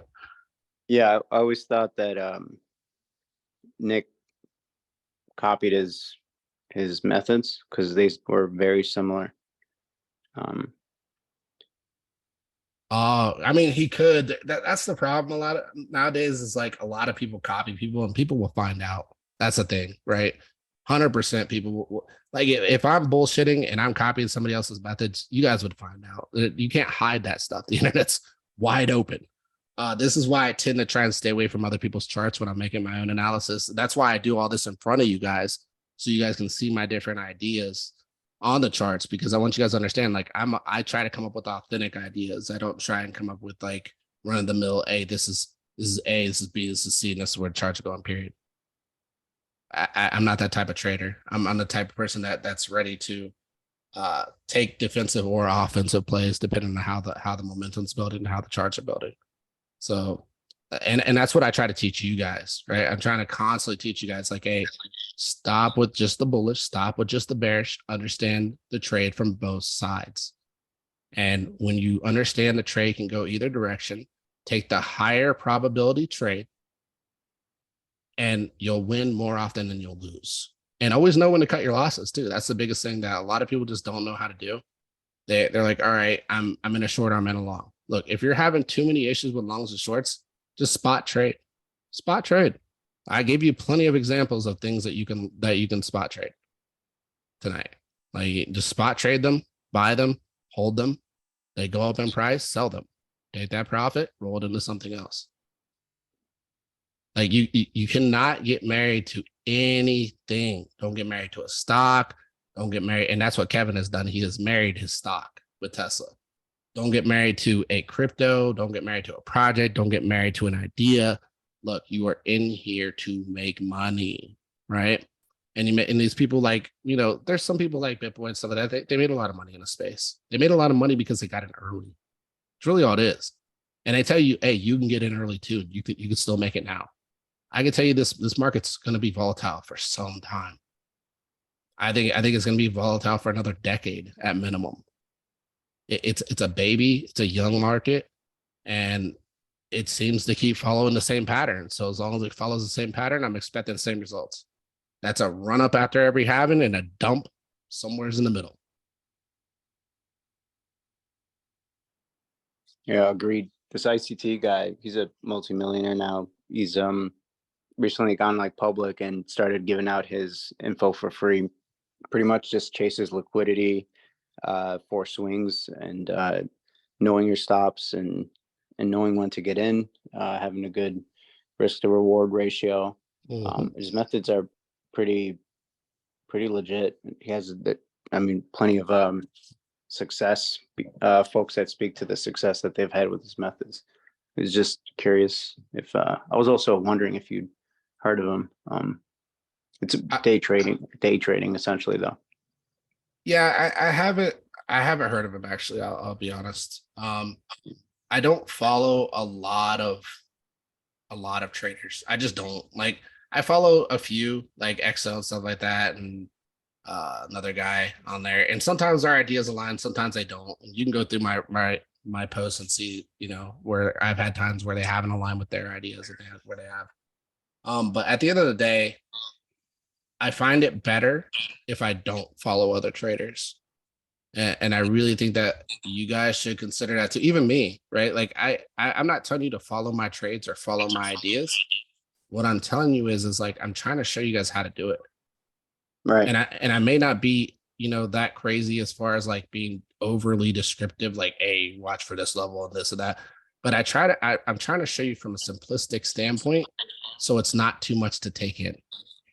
If I give you all the nuances, you won't grasp it all in one sitting. You just won't. And that's why I'm consistently trying to show you guys from a simplistic standpoint, like, this is what a head and shoulders look like. This is what a pennant looks like. This is what a channel looks like. This is what a flag looks like. And I'm trying to show you guys all these different shapes so you understand them and memorize them. Because here's the thing. If you remember, I'll just give you one example. If you remember what a pennant is, and you know what pennant is a continuation pattern, and you see a pennant in an up run, right? Where the market is moving up, then you know to expect at the end of that pennant, you're going to see a move up again, right? And same thing if you see them move down. If you see a market moving down and you see a pennant, you know in your head to expect that market is going to continue down. And same thing with flags and so on and so forth. And this is why I'm always, and there's a lot of people who make fun of pattern chasers, people that follow patterns. I can tell you 100%, like the win-lose ratio on patterns, it's good. It's really good. Like I've had really, really, really good success with patterns. Like it's pretty crazy. I used to just play levels, right?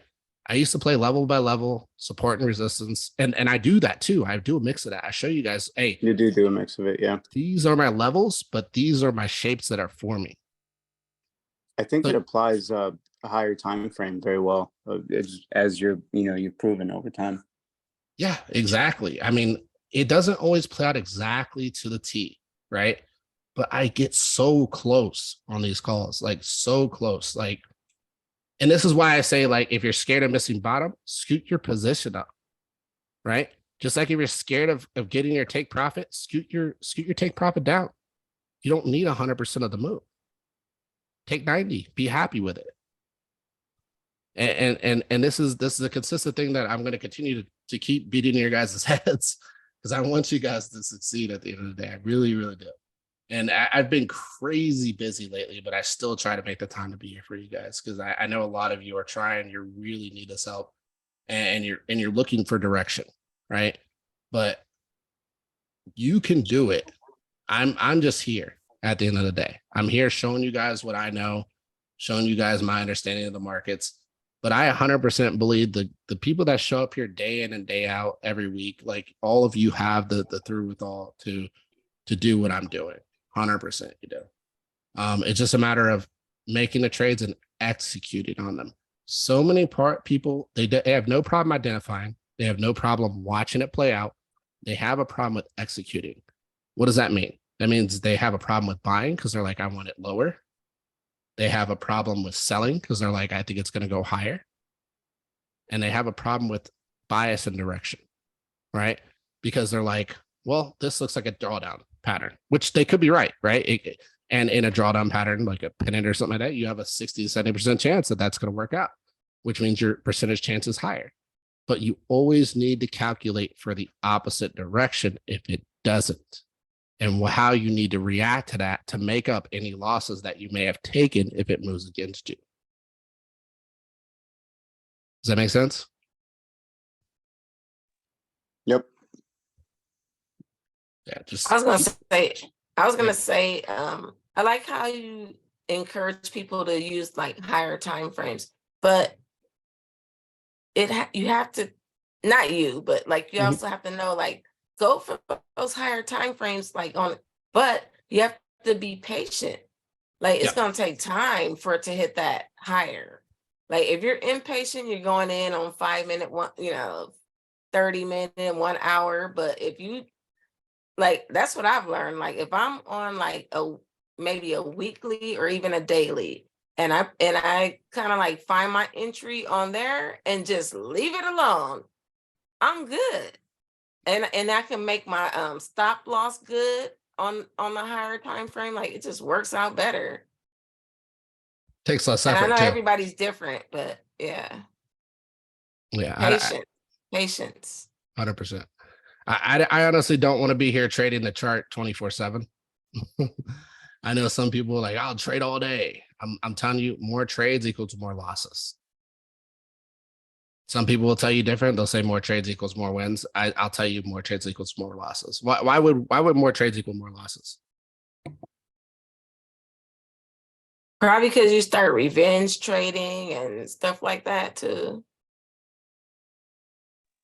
It requires so much more discipline. I'll give you the simplistic answer. More trades equals more mistakes. Yeah. That's the simplest answer I can give you guys. This is a patience game. If you're looking to make money, you make it at a certain pace. If you're in here to make fast money, you're better off going to a casino. You'll have better luck. And that's pretty crazy to say that, I know. But I'm telling you, 100%, you can lose money way faster trying to trade markets than you could ever at a casino.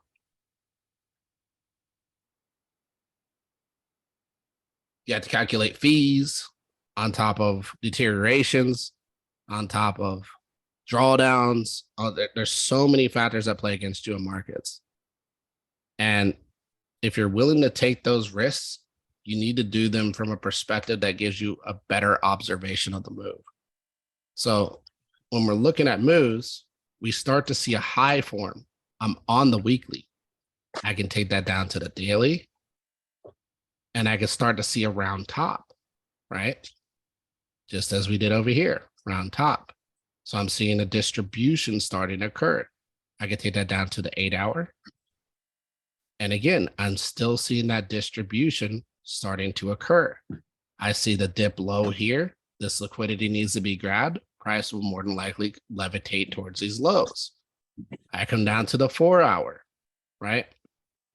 Again, because I zoomed out on the weekly, I know where my high is. I know where my high is, right? Because I zoomed out on the weekly. So now I zoom in on the 4 hour. The problem with looking at 4 hours, most people will only view this. And they'll be like, okay, we were in a solid downtrend while forming higher uptrend. And they'll look at it from this perspective. And they'll be like, oh, it's a broadening. We're bullish. We're gonna broaden and we're gonna break out. But they're only looking at it from the 4-hour perspective. When you start bumping that up, guess what?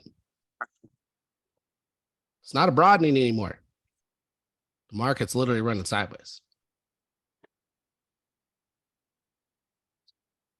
It's losing momentum.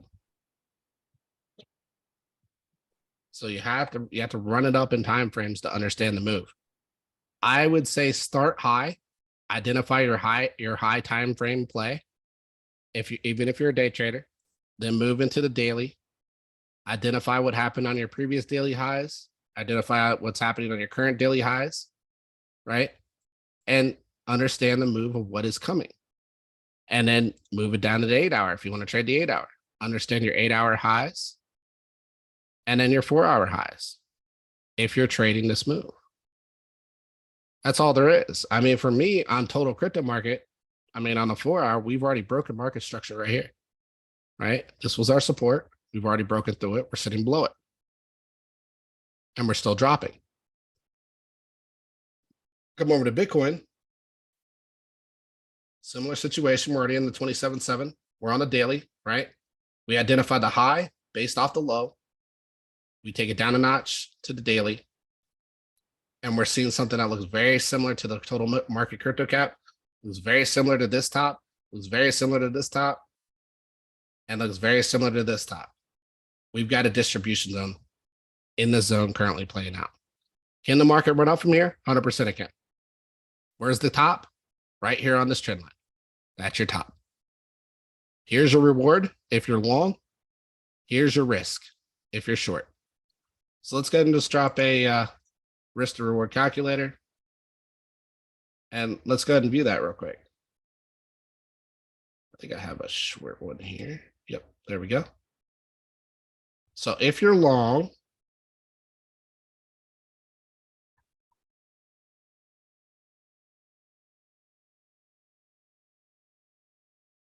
this is how much you'll get.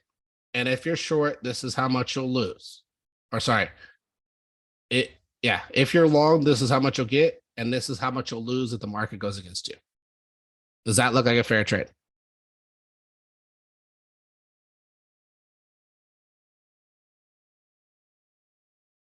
No, it's not. Not at all. Well, this would be more of a channel on BTC. So I'll identify it for you real quick. So it would be a bear flag. So it'd be something like this. And it's something like this, right? So we probably need to tilt that a little bit to get that angle a little better. Run that up a little bit. So something like that.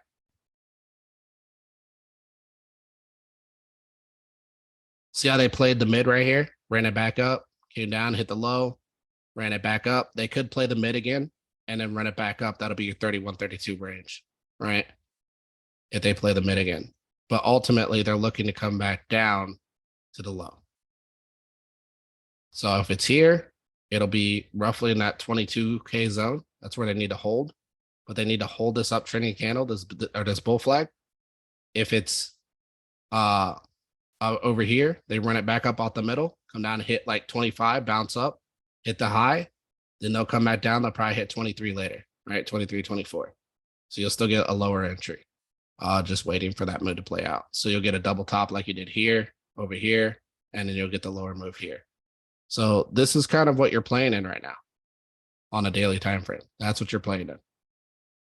There's not a lot to really play to the upside here, in my opinion. I think all the plays to the down, and you could play along at the mid if you wanted to take a chance here, but I don't play middles. I play bottoms and I play tops. That's it. Why do I play bottoms and play tops? Your higher ROI, your higher position trade, your best trade is always going to be out the highs or out the lows.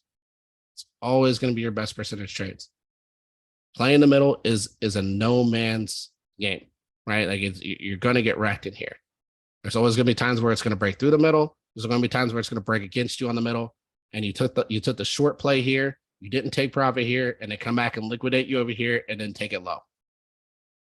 You get wrecked.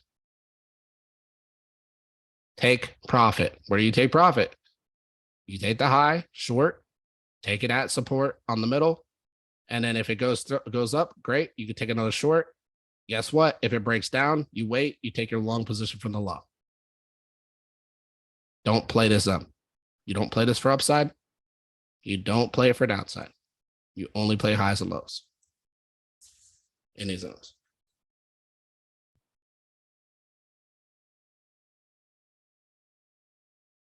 This is how I'm viewing the market currently. Again, risk to reward. My reward is not there to my risk, so I play the other way. What's the other way? Means I'm playing the same thing. I'm just looking at it from this perspective, right? Risk to reward.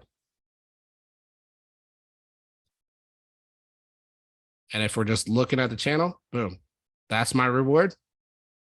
This is my risk. Make sense, everybody? Yep. I expect at minimum we hit this middle, may veer back up. It's not a hold on a short. You need to take your shorts and get out at 25, 26. And then a move back up maybe to like 30K to get people really bullish so they can get good selling pressure or buying pressure so they can create selling pressure. And then at some point this flag breaks. At some point this flag breaks. So that just means boom, boom, boom, back down to the lows, or we get the hold right here, right, on a bigger time frame. So we'll see how this plays out. We don't have an inverse head and shoulders anymore because we moved all the way up to here. So now inverse head and shoulders are out of play. That's not a play. So the reality is like, even if we come back down here, man, that would be very bearish in my eyes. Would not like to see that, but I would look for the hold around 1920K if it got down into these zones, or at least watch the 200-day moving average on a daily. Daily looks pretty nasty. Weekly's holding pretty well. I think it's a pretty solid position to take on the weekly, and then just continues to hold the trend. You know, again, middle, get out, high, take another short. If it breaks down all the way to the lows, take a long position from there. But eventually this pattern is a breakdown pattern. For those who don't know, it's a bear flag pattern. It's a pattern that builds long to go short. And I don't know how short, just FYI. I just play it level by level. All right. Any other questions? Could go pretty deep. We'll see how that plays out at the end of the day, but yeah, at this point I'm kind of questioning a lot of that.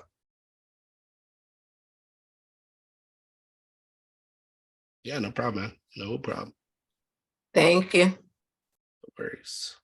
All right, you guys have a great Sunday night. Good luck if you're going to work tomorrow. I'll see you guys this coming weekend. Gracias. All right, no problem. Thanks, All right, no man. problem.